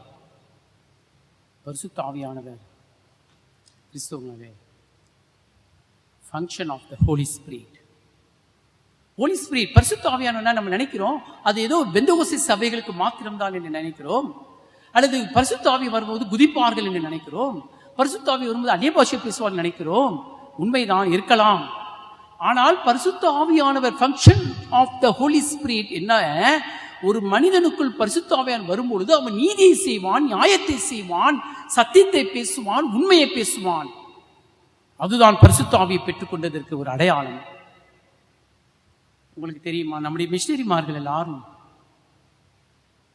இந்தியாவிற்கு வந்தபோது இயேசுவை மாத்திரம் சொல்லுனார்கள் என்பதல்ல, அந்த பரிசுத்த ஆவியின் பலத்தை பெற்றதனால்தான் அநீதிகள் எல்லாம் அவர்கள் தடுத்து கேட்டார்கள். வில்லியம் கேரி கல்கத்தாவிலே உடன்கட்டை ஏறுதலுக்கு அந்த சட்டத்துக்கு விரோதமாக நின்று போராடினார். கன்னியாகுமரி நாகர்கோவில் பகுதிகளிலே லிங்கல் தோபே அங்கே பெண்கள் மேலாடை அணியக்கூடாது என்கின்ற திட்டத்திற்கு விரோதமாய் எழுந்து போராடி அந்த பெண்களுக்கு விடுதலை வாங்கி கொடுத்தார். ஆகவேதான் திருநெல்வேலி நாகர்கோவிலும் மாஸ் கன்வர்ஷன், கூட்டம் கூட்டமாக எல்லாரும் கிறிஸ்துவை ஏற்றுக்கொண்டார்கள். அந்த மிஷனரிகளுக்குள்ளாக பரிசுத்தாவின் வல்லமை இருந்தபடினால்தான் நீதிக்காகவும் நியாயத்திற்காகவும் போராடினார்கள். அதுதான் பரிசுத்தாவின் வல்லமையினுடைய செயல்பாடு என்பதை நாம் மறந்துவிடாது. கர்த்தருடைய ஆவினால் தான் ஆகும் பிரியமானவர்களே. செருபாபேலுக்கு கர்த்தர் சொல்லிட்டு 9வது வசனத்துல, செருபாபேல் 7ஆம் வசனம், பெரிய பர்வதமே நீ எம்மாத்திரம், செருபாபேலுக்கு முன்பாக நீ சம பூமி ஆவாய், தலைக்கலை அவன் கொண்டு வருவான், அதற்கு கிருபை உண்டாவதாக கிருபை உண்டாவதாக என்று ஆர்ப்பரிப்பார்கள் என்றார். பின்னும் கர்த்தருடைய வாக்கு எனக்கு உண்டாகி, அவர் செருபாபேலின் கைகள் இந்த ஆலயத்தை அஸ்திபாரம் போட்டது, அவன் கைகளே இதை முடித்து தீர்க்கும், அதனால் சேனையின் கர்த்தரினை உங்களுக்கு அனுப்பினார் என்று அறிவீர்கள். பிரியமானவர்களே, ஒரு கர்த்தருடைய ஆலயத்தை கட்ட வேண்டும் என்றாலும் பரிசுத்தாவின் பலம் இருக்க வேண்டும். சுய பெருமைக்காக சுய பலத்திற்காக அல்ல. இங்கே பாருங்கள், செருபாபேல் இதை அஸ்திபாரம் போட்டால் அவன் கைகளை இது கட்டி முடிக்கும் என்று கர்த்தர் சொல்லுகிறார். ஆவியான ஒரு மனுஷனுக்குள் இருக்கும் பொழுது, ஒரு ஊழியக்காரனுக்குள்ள இருக்கும் பொழுது, ஒரு திருச்சபையில் இருக்கின்ற பொழுது, அங்கே ஆவியின் வரங்களும் ஆவியின் கனிகளும் செயல்படும். திருச்சபை வித்தியாசமாக பழுகி பெருகும் என்று சொல்லி நாம் பார்க்கின்றோம். பிரியமானவர்களே, பரிசுத்த ஆவியின் அபிஷேகத்தை நாம் பெற்றிருக்க வேண்டும். அப்படி பெற்றிருக்கும் பொழுதுதான் நமக்குள் நம்முடைய குறைகளை தான் ஆவியானவர் உணர்த்துவார். நாத்தான் தீர்க்கதரிசி பரிசுத்த ஆவியில் நிரப்பப்பட்டிருந்தார். ஆகவேதான் பாருங்க, ஒரு பெரிய அரசன், சாதாரண ஒரு தீர்க்கதரிசி போய் ஒரு அரசனை பார்த்து நீயே அந்த மனுஷன் என்று சொல்லணும்னு சொன்னா, அந்த நாத்தான் தீர்க்கதரிசிக்குள் இருந்தது பரிசுத்தாவின் வல்லமை. இன்றைக்கு நீங்களும் நானும் சில நேரங்களில் பயந்து கொண்டிருக்கிறோம் அல்லவா? அதிகாரத்துக்கு பயப்படணும், கீழ்ப்படினு ரோமர்ல 14ஆம் அதிகாரத்தில் பவுலடிகளார் சொல்லுகிறார். ஆனால் தவறு செய்கிறவர்கள் யாராய்ந்தால் நம்முடைய குடும்பங்களிலும் திருச்சபையிலோ நம்முடைய வேலை செய்கிற ஸ்தலங்களிலும் தவறு செய்கிறவர்களை யாராய்ந்தாலும் சுட்டி காட்டுகின்ற வல்லமை யாருக்கு இருக்கும் என்று சொன்னால், தைரியம் பரிசுத்தாவின் வல்லமையை பெற்ற ஒரு கிறிஸ்தவனுக்கு தான் அது இருக்க முடியும். பிரியமானவர்களே, அதுதான் நீதி நியாயத்தை அவன் பேசுவான். நீதி நியாயத்தை பேசுவான் என்பதை நாம் மறந்துவிடக்கூடாது. நீதியை செய்வான். எனக்கு பரிசுத்த ஆவியானவர் இருந்தால் யாரா இருந்தாலும் சரி, என் அப்பா வந்தாலும் சரி, அம்மா வந்தாலும் சரி, உடன் பிறந்தவனாலும் சரி, சொந்தக்காரங்க இருந்தாலும் சரி, வேண்டியவன் வேண்டாதவன் இல்லை, நீதிதான். ஒரு முறை சோழன் மன்னன், நீதியின் மன்னன் என்று பெயர் இல்லவா, நீதி அரசர் சோழன் மன்னன், அவன் அரண்மனைக்கு முன்பதாக பெரிய ஒரு மணி தொங்கிக் கொண்டிருக்குமாம். அவன் ராஜ்யத்திலே எந்த குடிமக்களுக்காவது அநீதி ஏற்பட்டால், யார் அந்த மணி அடித்தாலும் உடனே அரசன் அரண்மனையிலிருந்து வெளியே வந்து அவர்களுக்கு நீதியை கேட்டு அவர்களுக்கு நீதியை செய்வார். ஆகவே அவருடைய அரண்மனைக்கு முன்னாடி எப்பொழுதுமே ஒரு மணி தொங்கிக் கொண்டிருக்கும். யாரும் எப்பொழுது வேணாலும் நீதிக்காக அவரிடத்து வரலாம். சோழன் மன்னன், நீதியின் மன்னன். ஒரு நாள் சோழன் மன்னன் தன் அரண்மனையிலே ஓய்வெடுத்துக் கொண்டிருக்கிறார். திடீரென்று அந்த மணியின் ஓசை கேட்கின்றது. அரண்மனையிலிருந்து ஓடி வந்து வெளியே பார்க்கிறார். ஒரு பசு அந்த மணியை வாயால் இழுத்து அடித்துக் கொண்டிருந்ததா. உடனே சோழன் மன்னன் வெளியே ஓடி வந்தார். அந்த பசுவிடத்தில் கேட்டார், உனக்கு என்ன வேண்டும்? யார் அநீதி செய்தது? அப்ப பசு சொன்னதாம், மன்னனே, இந்த ராஜ்யத்திற்கும் குடிமக்களுக்கெல்லாம் நீ நீதி செய்கிறீரே, எனக்கு நீதி செய்ய வேண்டும், கண்டிப்பாக உனக்கு நீதி செய்கிறேன், வாருங்கள் என்னோடு கூட என்று சொல்லி கொடுப்பார். கூட்டி போனதாம். கொஞ்சம் தூரத்தில் போன பிறகு அந்த பசுமாளுடைய குட்டி அப்படியே நசுங்கி ரோட்ல கடந்ததாம், ரத்தம் போக கடந்து. உடனே அரசனுக்கு கோபம் வந்தது. யார் இதை செய்தது?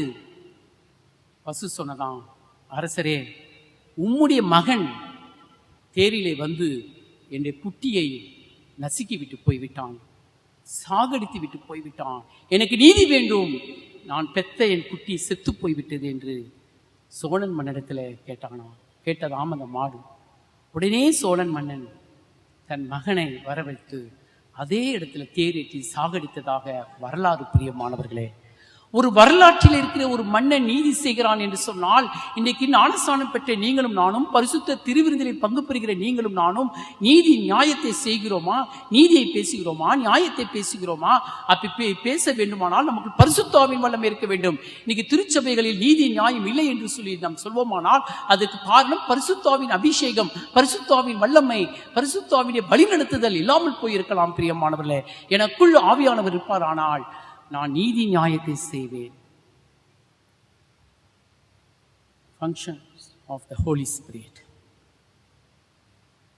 அடுத்ததாக importance of the Holy Spirit.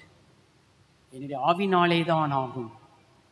பரிசுத்த ஆவியின் முக்கியத்துவம் என்ன? எபேசியர் 4:30 பரிசுத்த ஆவியை துக்கப்படுத்தாதிருங்கள். மத்தேயு 12:32 மனுஷகுமாரனுக்கு விரோதமா நீங்க பேசினால் மன்னிக்கப்படும், பரிசுத்த ஆவிக்கு விரோதமாய் பேசினால் அது ஒருபோதும் மன்னிக்கப்படாது என்று இயேசு சொல்கிறாரே. பேதுரு மறுதலித்தார், மன்னித்தார் ஆண்டவர். மனுஷகுமாரனுக்கு விரோதமாய் செய்தார்கள், பேசினார்கள், பிதாவை இவர்களுக்கு மன்னியும் என்று சொன்னார். நீ யூதருடைய ராஜாவானால் இறங்கி வா என்று சொன்னவனை ஆண்டவர் மன்னித்தார். கன்னத்தில் அடித்தவர்களை மன்னித்தார், சிலுவையில் அறைந்தவர்களை கூட அவர் மன்னித்தார். ஆனால் பரிசுத்த ஆவிக்கு விரோதமாய் ஒரு பேசுமானால் கடவுள் அவர்களை மன்னிக்க மாட்டார். அப்போஸ்தலர் 5 தெரியும், முதல் 10 அனனியா சப்பீராளில் பரிசுத்த ஆவிக்கு விரோதமாய் போய் பேசினபடியா அவர்கள் இருவரையும் அதே இடத்துல அவர்கள் இறந்து போய்விட்டார்கள் அல்லவா? Importance of the Holy Spirit. திருச்சபையிலே பரிசுத்த ஆவியானவர் இருக்க வேண்டும். அப்படி வழிநடத்துதலுக்கு நாம் ஒப்பு கொடுக்க வேண்டும். அப்பொழுதுதான் திருச்சபை பசுமையாயிருக்கும். ஒரு கிறிஸ்தவ குடும்பங்கள்ல ஆவியானவர் வழி நடத்துவார் பிரியமானவர், ஜெயம் எடுப்பார் பிரியமானவர்களே. முதலாவது சொன்ன function of the Holy Spirit, இரண்டாவதாக importance of the Holy Spirit, மூன்றாவது ஒன்று சொல்லி முடிக்கிற power of the Holy Spirit, வல்லமை, பரிசுத்தாவின் வல்லமை.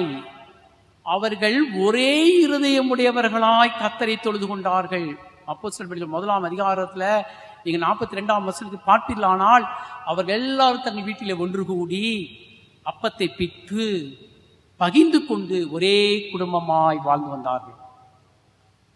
தயவு செய்து இன்றைக்கு நீங்கள் எல்லாம் வீட்டில் இருக்கிறீங்க, யோசித்து பாருங்க. நான் சொல்கிறேன்னு நீங்கள் தப்பாக நினைக்காதீங்க. எனக்குள்ள ஆவியானவர் பேச நான் சொல்கிறேன். ஒரு மனுஷன், ஒரு கிறிஸ்தவன் உண்மையாகவே தேவன் உலகத்தை படைத்தார், ஆதாமையும் ஏவாளையும் தேவன் தான் படைத்தார் என்று ஒரு கிறிஸ்தவன் நம்பினால், விசுவாசித்தால், அவன் ஜாதி பார்க்க மாட்டான், ஜாதியை அவன் நம்ப மாட்டான். இயேசு கிறிஸ்து அப்படியா படைச்சாரு? எல்லாரும் ஒரே இருதயம், ஒரே குடும்பம் தான் பரிசுத்தாவின் வல்லமை. அப்போஸ்தலர் புத்தகத்தில் நான் படிச்சு பார்த்தேன் பிரியமானவர்களே. நீங்க கூட தயவு செய்து அதை படிச்சு பாருங்க. அப்போஸ்தலர் நடவடிக்கை புத்தகம் 17 26 மனுஷ ஜாதியான சகல ஜனங்களையும் அவர் ஒரே இரத்தத்தினாலே தோன்ற பண்ணி பூமியின் மீதெங்கும் குடியிருக்க செய்து முன் தீர்மானிக்கப்பட்ட காலங்களையும் அவர்கள் குடியிருப்பின் எல்லைகளையும் குறித்திருக்கிறார். மனுஷ ஜாதியான சகல ஜனங்களையும் அவர் ஒரே இரத்தத்தினாலே தோன்ற பண்ணி. மனுஷ ஜாதினா ஜாதி கிடையாது, ஆங்கிலத்தில் பார்த்தா நேஷன். அவர் இரத்தத்தினாலே மனுஷங்களை உண்டு பண்ணினார், தோன்ற பண்ணினார். பிரியமானவர்களே, பிளீஸ், அப்படியானால் ஜாதி எங்கே? நான் முழுக்க ஞானஸ்நானம் எடுத்திருக்கிறேன், நான் ரட்சிக்கப்பட்டிருக்கிறேன், அபிஷேகம் பண்ணப்பட்டிருக்கிறேன் என்று சொல்றவங்க கூட திருமணம் செய்யும் பொழுது ஜாதியை பார்க்கிறார்கள். திருச்சபைகளை ஜாதி, ஜாதியின் மூலமாய் அடையாளப்படுத்துவது. அவர் மனுஷ ஜாதியான சகல ஜனங்களையும் அவர் ஒரே இரத்தத்தினாலே தோன்ற பண்ணினார். இதுதான் சத்தியம் என்று சொன்னால் பரிசுத்த ஆவியானவர் நம்மை ஒன்றிணைக்கின்ற வல்லமை அவருக்கு இருக்கிறது அல்லவா?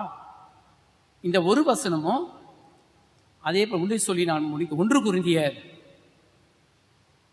10 16-17 நம்முடைய பெரிய வியாழக்கிழமையுடைய படிவாக்கியம். நாம் ஆசீர்வதிக்கிற ஆசீர்வாதத்தின் பாத்திரம் கிறிஸ்துவனுடைய ரத்தத்தின் ஐக்கியமாயிருக்கிறது அல்லவா? நாம் பிற்கிற அப்பம் கிறிஸ்துவனுடைய சரீரத்தின் ஐக்கியமாயிருக்கிறது அல்லவா? நல்லா கவனிங்க. அந்த ஒரே அப்பத்தில் நாம் எல்லாரும் பங்கு பெறுகிறபடியால் அநேகராய் இருக்கிற நாம் ஒரே அப்பமும் ஒரே சரீரமாயிருக்கிறோம். அப்ப இந்த திருவிருந்துக்கு நாம் வந்து இந்த ஒரே அப்பத்தை புசிப்பதினாலே, நாம் பங்கு பெறுவதினாலே நமக்குள் எல்லாரும் கிறிஸ்துவுக்குள் ஒரே சரீரமாயிருக்கிறோம். அப்படியானால் ஜாதி கிடையாது, ஜாதி இல்லை. அது பரிசுத்த ஆவியின் வல்லமை நாம் எல்லாரையும் ஒன்று கூட்டி ஒரே குடும்பமாய் நம்ம இணைத்து விடுகிறது. Power of the Holy Spirit. ஆதி திருச்சபை அந்த வல்லமை, அந்த வல்லமையை பற்றி நான் பேசுகிறேன். துன்பத்தை தாங்கிக் கொள்கிற வல்லமை பரிசுத்த ஆவியானவர் கொடுப்பார். பிரியமானவர்களே, துன்பத்தை எடுத்து போடுவார் என்பதை விட என் வாழ்க்கையில் வருகின்ற வியாதிகளாய் இருக்கலாம், பலவீனங்களாய் இருக்கலாம், கஷ்டங்களாய் இருக்கலாம், போராட்டமாய் இருக்கலாம், என் குடும்ப பாரங்களாய் இருக்கலாம், எப்படிப்பட்ட துன்பமாய் இருந்தாலும் அதை தாங்கிக் கொள்கின்ற பலத்தை பரிசுத்த ஆவியானவர் மாத்திரம்தான் கொடுக்க முடியும். இல்லை என்றால் அந்த மனிதன் தற்கொலை செய்து கொள்வான் கண்டிப்பாகவே.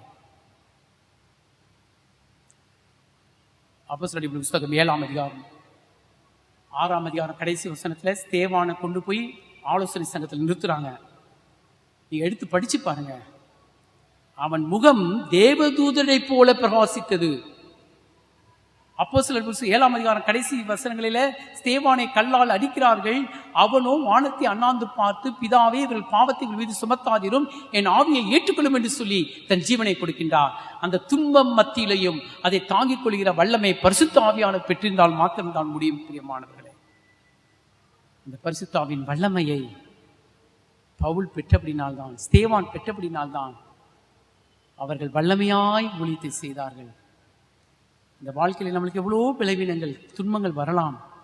எனக்குள்ள பரிசுத்த ஆவியின் அபிஷேகம் இருக்கும் பொழுது பிரியமானவர்களே, நிச்சயமாகவே நாம் ஜெயம் எடுக்க முடியும். நான் அடிக்கடி ருசித்து வாசிக்கிற பகுதி என்ன தெரியுமா? 2 கொரிந்தியர் 4ஆம் அதிகாரம் வாசி முடிக்கிறேன். 2 கொரிந்தியர் 4ஆம் அதிகாரம் 6ஆம் வசனத்திலிருந்து தயவு செய்து கொஞ்சம் கேர்ஃபுல்லா வாசிக்க கேட்போமா? 8ஆம் வசனத்தில் வாசிக்கிறேன். நாங்கள் எப்பக்கத்திலும் நெருக்கப்பட்டும் ஒடுங்கி போவதில்லை, கலக்கம் அடைந்தும் மனமுறிவு அடைவதில்லை, துன்பப்படுத்தப்பட்டும் கைவிடப்படுவதில்லை, கீழே தள்ளப்பட்டும் மடிந்து போகிறதில்லை. கர்த்தராகிய இயேசுவுடைய ஜீவன் எங்கள் சரீரத்தில் விளங்கும்படிக்கு இயேசுவின் மரணத்தை எப்பொழுதும் எங்கள் சரீரத்தில் சுமந்து திரிகிறோம்.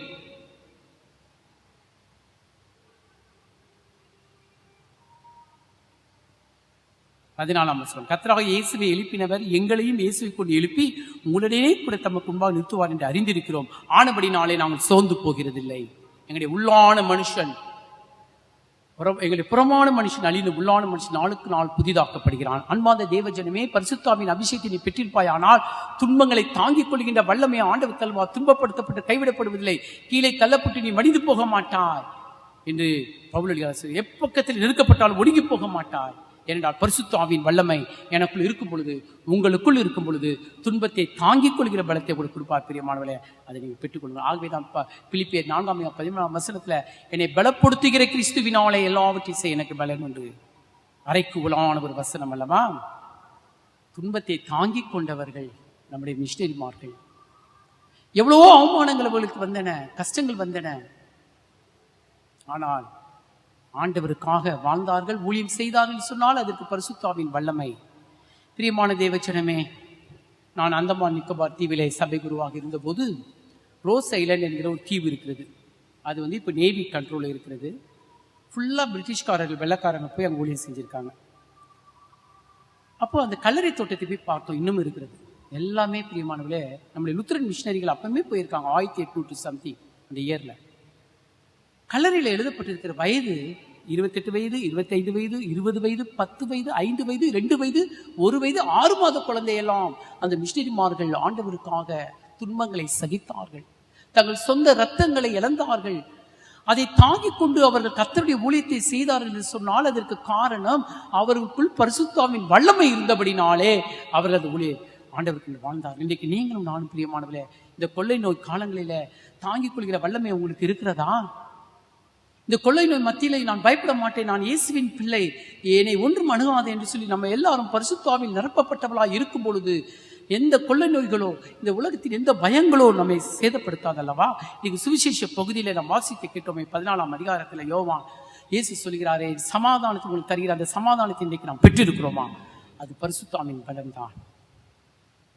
அன்பார்ந்த தேவஜனமே, எவ்வளோ அவமானங்கள், போராட்டங்கள், எதிர்ப்புகள், வீண்பலிகள், இவைகளெல்லாம் தாங்கிக் கொள்வதற்கு பரிசுத்தாவின் வல்லமை நமக்கு வேண்டும். நம்முடைய வாழ்க்கையில் வருகிற கஷ்டங்கள், குடும்ப பாரங்களை தாங்கிக் கொள்கிற பரிசுத்தாவின் வல்லமை நமக்கு வேண்டும். பலத்தினாலும் அல்ல, பராக்கிரமத்தினாலும் அல்ல, கர்த்தருடைய ஆவினாலே ஆகும் என்று கர்த்தர் சொல்கிறார். அந்த பரிசுத்தாவின் வல்லமை நாம் பெற்றுக்கொள்ளும். ஆதி திருச்சபை அந்த ஆவினால் நிரப்பப்பட்டு பழுகி பெரியது. கடைசியாக ஒன்று சொல்லி முடிச்சு விடுகிறேன். எலியா தீர்க்கதரிசி 1 ராஜாக்கள் 18ஆம் அதிகாரம் 17ஆம் வசனத்தில் ஆகாப் சொல்றாரு எலியாவை பார்த்து, இஸ்ரவேலை கலங்கப்படுகிறவன் நீ அல்லவா? எலியாவை பார்த்து இஸ்ரவேலை கலங்குதான். அதே வார்த்தை அப்போஸ்தலர் நடபடிகள் 17ஆம் அதிகாரம் 6ஆம் வசனத்துல யாசோனை கொண்டு போய் இழுத்து நிறுத்திட்டு பவுலி சீலாவையும் அடைக்கலம் கொடுத்தான்.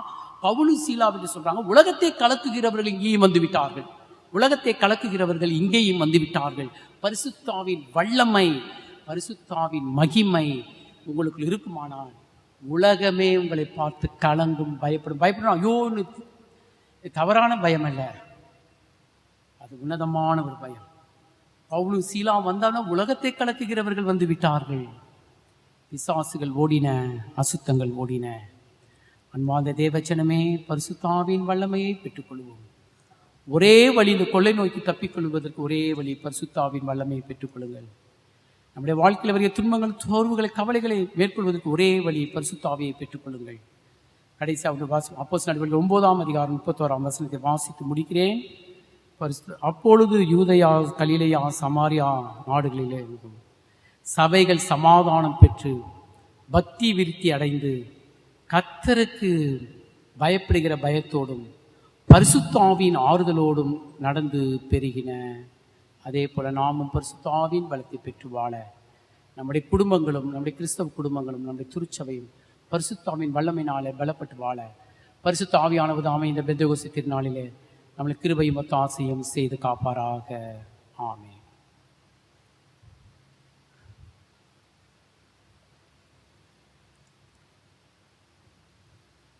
பிரியமானவர்களே, பராபரன் இப்பொழுதும் தம்முடைய வார்த்தையை நமக்கு அறிந்தபடினால் நாம் கர்த்தருக்கு தோத்திர பலிகளை ஏறெடுப்போம். தான் கண்ட சகோதரத்தில் அன்பு கூறாதவன் தான் காணாத தேவனிடத்தில் எப்படி அன்பு கூறுவான்? ஒருவன் பெருத்து செல்வம் உடையவனாய் இருந்தும் தன் சகோதரன் குறைச்சல் உணவன் என்று கண்டு அவனுக்கு விலக தன் இதயத்தை அடைத்துக் கொண்டால் பராபரின் சிநேகம் அவனில் எப்படி நிலைத்து நிற்கும்? கர்த்தருடைய பெரிய கிருபையினாலே இந்த மே மாதத்தின் கடைசி நாளை நாம் முடிக்கின்றோம். கடைசி ஞாயிற்றுக்கிழமை பெந்தெகோஸ்தே திருநாள். நம் இல்லங்களிலே இதை கொண்டாடுவோம். எல்லாரும் உங்கள் இல்லங்களை தயவுசெய்து சந்தோஷத்தோடு மகிழ்ச்சியோடு பெந்தெகோஸ்தே திருநாளை கொண்டாடுங்கள். வருகிற ஞாயிற்றுக்கிழமை உங்களுக்கு என்ன பண்டிகை என்று தெரியும். வருகிற ஞாயிற்றுக்கிழமை தான் நம்ம கடைசி பண்டிகை. என்ன பண்டிகை என்று சொன்னால் திருத்துவ பண்டிகை. அந்த திருத்துவ பண்டிகை சத்தியத்தை நாம் வருகிற ஞாயிற்றுக்கிழமை கேட்போம். எல்லாரும் மிகவும் சந்தோஷமாக இருங்கள். நல்ல ஜெபம் பண்ணுங்க, உபவாசம் இருந்து ஜெபம் பண்ணுங்க, ஊக்கமாக ஜெபம் பண்ணுங்க, பிறர் குற்றத்தை மன்னித்து ஜெபம் பண்ணுங்க. கர்த்தர் இந்த கொள்ளை நோயில் நமக்கு விடுதலை கொடுத்து வருவார்.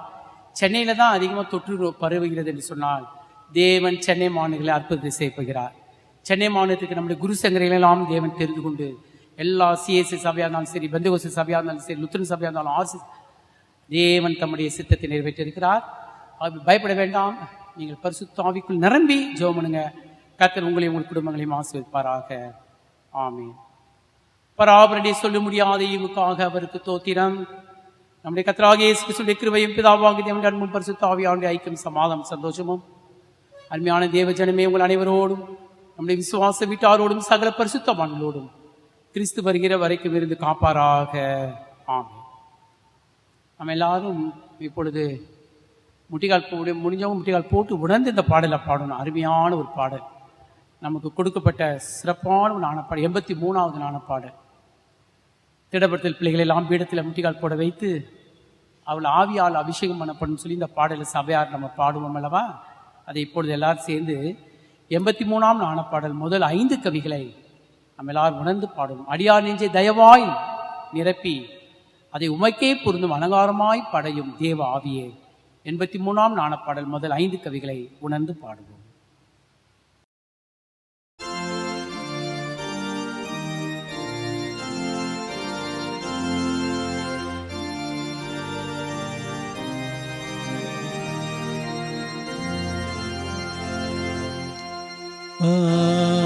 அடியானே ஜெயதயவாய் நிரப்பி பியதைவுமக்கே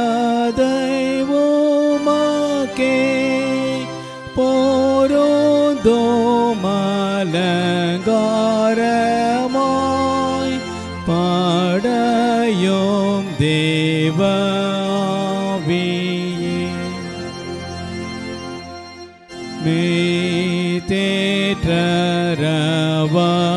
மெய்தேற்றரவளிக்கிற பரைவாயேரோக்கிரி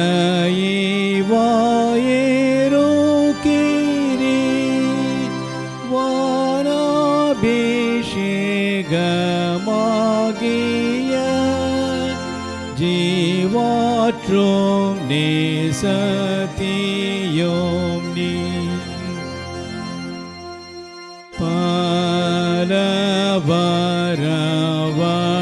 பலவரவழங்கிய நீ தம்பிரானது வீர தெய்வீக சொல் போரப்பட ஓமால் தெரியும் மொழிகள் வெளிச்சம் தாரோம் அறிவேல் மெய்யன்பை நெஞ்சிலே கோடோம் சதையின் பலவீனத்தில் பலவோண்டாக்கியருளோம்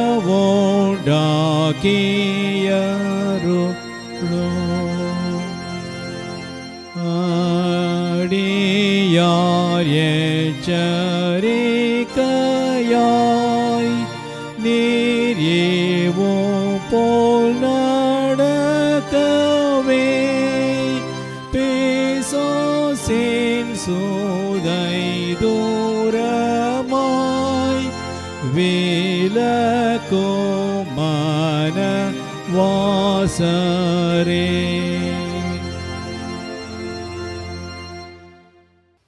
நாம் யாவரும் முழங்கால் படியிட்டு ஆண்டவரை நோக்கி ஜெபம் செய்வோம்.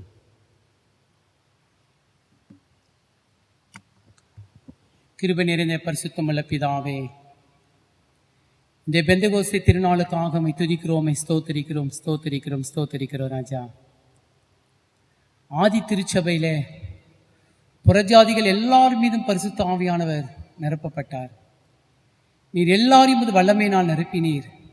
அதற்காக நன்றி செலுத்துகிறோம் ஆண்டவரே. இப்பொழுதும் அநேக கிறிஸ்தவர்களாய் இருந்தும் உம்முடைய அபிஷேகத்தை பெறாமல், பரிசுத்தாவின் வல்லமையை உணராமல் சுயபலத்தினால் வாழ்கின்ற எல்லா கிறிஸ்தவர்களை ரட்சித்தருளும். உம்முடைய அபிஷேகத்திற்காக நன்றி ராஜா. ஒவ்வொரு நாளும் எங்களுடைய உள்ளான மனிதன் புதிதாகும்படி நாளுக்கு நாள் இந்த ஆவியானவரை கொண்டு புதுப்பித்தருளும். கர்த்தாவே, இந்த உலகத்தில் பயணம் பண்ணுகிற நம்முடைய திருச்சபையை நீர் கண்ணோக்கி அருளும். ஆண்டவரே, எங்களுடைய திருச்சபையில் இருக்கிறதான எல்லா இடர்களையும் எடுத்து போட்டு பரிசுத்தாவில் நிரப்பப்பட்ட திருச்சபையாய், ஆவின் வரங்களால் நிரப்பப்பட்ட திருச்சபையாய், ஆவின் கனிகள் நிரப்பப்பட்ட திருச்சபையாய் இருக்க மீண்டும் புதுப்பித்தருளும் ராஜா. எங்களுடைய திருச்சபையிலே பேராயர், ஆலோசனை சங்கத்தார், எங்களுடைய திருச்சபையில் ஊழியம் செய்கிற சபை குருமார்கள், அவருடைய குடும்பங்கள், பிள்ளைகளே நீ கண்ணோக்கி அருளும். உண்மை முத்தமாய் ஊழியம் செய்ய எங்களை பரிசுத்த ஆவியால் நிரப்பு ராஜா. நாங்கள் மனுஷருக்காக அல்ல, கர்த்தருக்கென்று ஊழியம் செய்ய எங்களை பரிசுத்த ஆவியால் பலப்படுத்தும். சத்தியத்தை சத்தியமாய் பிரசங்கிக்கிற குருமார்கள் எழும்பட்டும் ராஜா. அதனாலே வருகிற துன்பங்களையும் அவமானங்களையும் நாங்கள் பொறுமையாய் சகித்து உம்முடைய ஆசீர்வாதத்தை பெற்றுக்கொள்ள கிருபை தாரும் கர்த்தாவே. இந்த கொள்ளை நோய் காலங்களில் எங்களுக்கு ஒரே மருத்துவர் நீர்தான், எங்களுக்கு ஒரே மருந்து இயேசுவின் ரத்தம் தான். நாங்கள் விசுவாசிக்கிறோம் ராஜா. யாரெல்லாம் இயேசுவின் ரத்தம் ஜெயம் என்று சொல்லி இவை நோக்கி பார்க்கிறார்களோ, கூப்பிடுகிறார்களோ, என் தேவாதி தேவன் பரலோகத்தில் இறங்கி அந்த குடும்பங்களை ரட்சித்தருளும். இந்த கொள்ளை நோயிலிருந்து எங்களை விலக்கி காணும் ராஜா. எங்கள் அடைக்கலாதர் சபை ஒவ்வொரு குடும்பங்களுக்காக பார்த்தோடு ஜெபிக்கிறோம். திருமணமானவர்கள், வயதானவர்கள் ராஜா, வியாதியாயிருக்கிறவர்கள், வாலிப பிள்ளைகள், சிறு பிள்ளைகள், எங்கள் அடைக்கலாதர் புருஷத்தை ஊழியம் செய்கின்ற Sunday school teachers, choir, men's fellowship, women's fellowship, prayer cells, youth, CI boys and girls, advisory committee, எங்களுடைய கோயில் பிள்ளைகள், அவருடைய குடும்பங்கள், குருமார்கள் எல்லாரையும் நீ பொறுப்பெடுத்துக் கொள்ளு ராஜா. உங்களுடைய ரத்தத்தை இந்த ஆலயத்தில் தெளிக்கிறோம், உங்களுடைய ரத்தத்தை ஒவ்வொரு வீடுகளையும் தெளிக்கிறோம். அன்றைக்கு இஸ்ரேல் மக்கள் ஆட்டுக்குட்டின் ரத்தத்தை தங்கள் வீட்டின் வாசக்காலில் தடவின பொழுது எல்லா வாதைகளுக்கும் விலக்கி காக்கப்பட்டது போல எங்களுக்காக சிலுவையிலே பாடுபட்டு மரித்து உயிரோடு எழுந்த இயேசு கிறிஸ்துவின் வல்லமுள்ள ரத்தத்தை நாங்கள் விசுவாசனாலே தெளிக்கிறோம். என் தேவன் ஜெயம் கொடுக்கிறாக. எல்லாரையும் ஆசீர்வதியும், எல்லா சபை மக்களை ஆசீர்வதியும், எல்லா திருச்சபைகளை ஆசீர்வதியும். எங்களை இந்திய நாட்டுக்காக செபிக்கிறோம். எங்களை தேசத்தினுடைய பிரதமர், ஜனாதிபதி, மத்திய அமைச்சர்கள், இராணுவ அமைச்சர்கள், இராணுவ வீரர்கள், இந்திய மருத்துவ ஆராய்ச்சி நிலையங்கள், விஞ்ஞானிகள், அப்பா ஞானத்தை கொடுவோம், ஞானத்தை கொடுத்தருளும், அறிவை தாரும். எங்கள் தமிழ்நாட்டின் முதலமைச்சர், துணை முதலமைச்சர், அமைச்சர்கள், எம்எல்ஏக்கள், IAS officers, IPS officers, doctors, nurses, மருத்துவத்துறையில் இருக்கிற அநேகர், எல்லா கலெக்டர்ஸ், தாசில்தார், டிப்டி தாசில்தார், அரசாங்க அதிகாரிகள் எல்லாரும் தேவ ஆவியானவர் ஞானத்தினாலே பூமி எங்கும் இந்தியா முழுவதும் ரத்தத்தை எல்லைகளிலே தெளிக்கிறோம் ராஜா. எங்கள் குற்றங்கள் குறைகளை எல்லாம் ஒரு சார் ப்ளீஸ் மணி ராஜா, எங்களை சமூகத்தில் தாழ்த்துகிறோம். அன்பை தாரும், ஒரு மன்னிக்கிற சிந்தை தாரும். எங்களுக்கு பகைகளை எடுத்து போடும், விரோதங்களை எடுத்து போடும், குரோதங்களை எடுத்து போடும். ஆண்டவரே, இவைகளெல்லாம் கேட்பதற்கு நாங்கள் ஏமாத்தின ராஜா, உம்முடைய பிள்ளைகள் என்று சொல்வதற்கு நாங்கள் பாத்திரவான்கள் அல்ல. இந்த பெந்தகோஸ்தே திருநாளிலே நம்முடைய குமாரனாகிய இயேசு கிறிஸ்து இனிய முகத்தை பார்த்து, அவருடைய பட்ட பாடுகளை, மரணத்தை உயிர்த்தெழுதலை பார்த்து எங்கள் குற்றங்களை மன்னித்து எங்களை பரிசுத்தப்படுத்தி எங்கள் பரிசுத்த ஆவியால் நிரப்ப வேண்டும் என்று நம்முடைய பொற்பாதத்தை பணிந்து ஜெபிக்கிறோம் ஜீவனுள்ள பிதாவே, ஆமென். கர்த்தர் நம் கற்பித்த ஜெபத்தை பயபக்தியோடும் விசுவாசத்தோடும் எல்லாரும் முழங்கால் படிட்டு வில்லங்களிலே பயபக்தியோடு ஏறெடுப்போம். பரமண்டலங்கள் இருக்கிற எங்கள் பிதாவே, உம்முடைய நாமம் பரிசுத்தப்படுவதாக, உம்முடைய ராஜ்யம் வருவதாக, உம்முடைய சித்தம் பரமண்டலத்திலே செய்யப்படுவது போல பூமியிலும் செய்யப்படுவதாக. அன்னென்று வேண்டிய அப்பத்தை எங்களுக்கு இன்று தாரும். எங்கள் கடனாளிகளுக்கு நாங்கள் மன்னிக்கிறது போல எங்கள் பாவ குற்றங்களை மன்னித்தரணும். எங்களை சோதனைக்கு பேசிக்கப்படாதிரும், தீமென்று ரட்சித்துக் கொள்ளும்.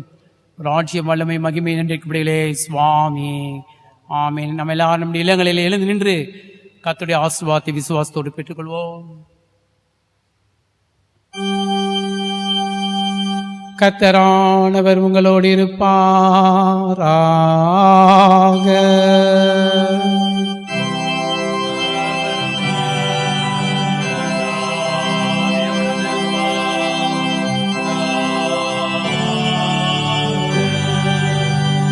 கர்த்தரானவர் உன்னை ஆசீர்வதித்து உன்னை காப்பாராக.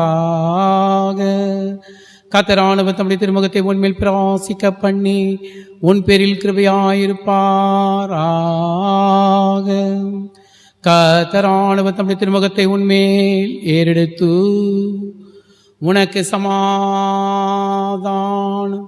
தந்தருளுவாராக.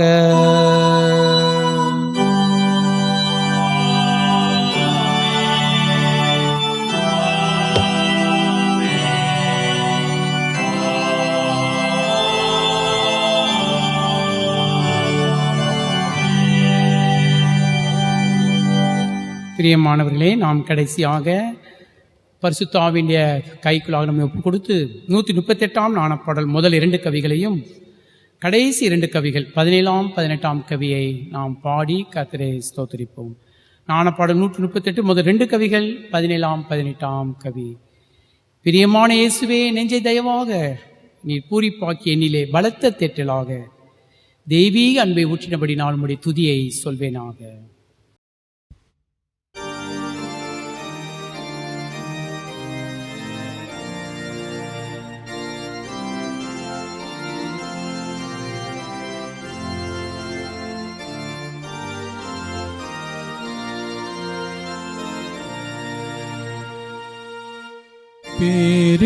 பிரியமான இயேசுவே, என் நெஞ்சை தயவாக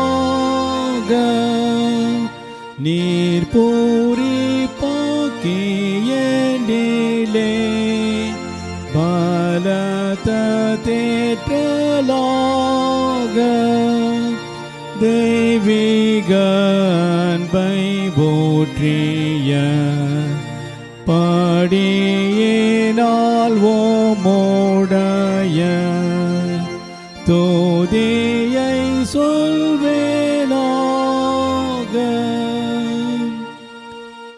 என் நெஞ்சில் உம்மால் பற்றின சிநேகத்தீயரியோ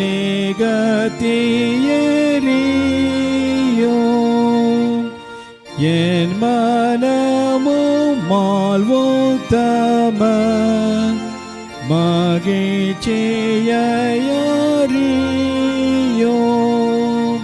நானோ மை நோக்கும் போதெல்லாம் என் துக்கமோ மேலே உண்டாம் அருளினால் தெளியோ நீ துக்கத்திலே நாரோதல் நீர் வாழ்வில் என் களிப்பு நீர் வேலையில் எனலோவர் பகலில் என் சிந்திப்பு நீராவிலே நடைக்கலாம் நீ தூக்கத்தில் என் சொப்பனம் விழிப்பில் என் குறிப்பு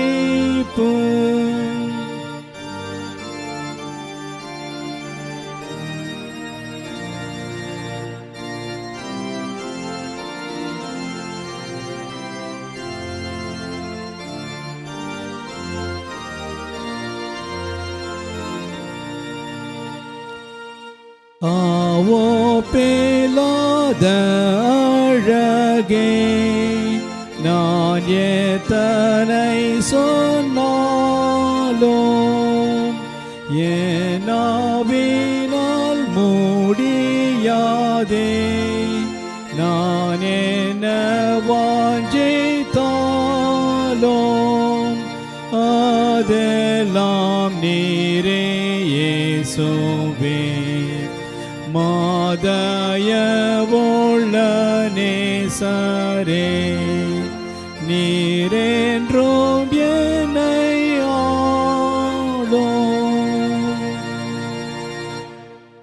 கர்த்தர் நமக்கு இந்த பெந்தகோஸ்து திருநாளிலே நமக்கு கொடுத்த சத்தியத்திற்காக ஆவி அபிஷேகத்திற்காக எல்லார் கரங்களை வைத்து நம்முடைய வீடுகளிலே கர்த்தரை ஸ்தோத்திரிப்போம். என் ஆத்துமாவே கர்த்தரை ஸ்தோத்திரி, என் முழுமே நாமத்தை ஸ்தோத்திரி. என் ஆத்துமாவே கர்த்தரை ஸ்தோத்திரி, கர்த்தர் செய்த சகல வழி மறவாதே. ஆமேன் ஆமேன். எல்லாம் சேர்ந்து கர்த்தரை கெஞ்சி சொல்லுவோம். சுவாமி கிருபையாயிரும், கிறிஸ்துவே கிருபையாயிரும், சுவாமி கிருபையாயிரும். ஆமேன் ஆமேன். அல்லேலூயா. இயேசுவின் ரத்தம் ஜெயம், இயேசுவின் ரத்தம் ஜெயம், இயேசுவின் ரத்தம் ஜெயம். ஆமேன் ஆமேன். ஸ்தோத்திரம் பராபனுக்கு ஸ்தோத்திரம், பராபனுக்கு ஸ்தோத்திரம்.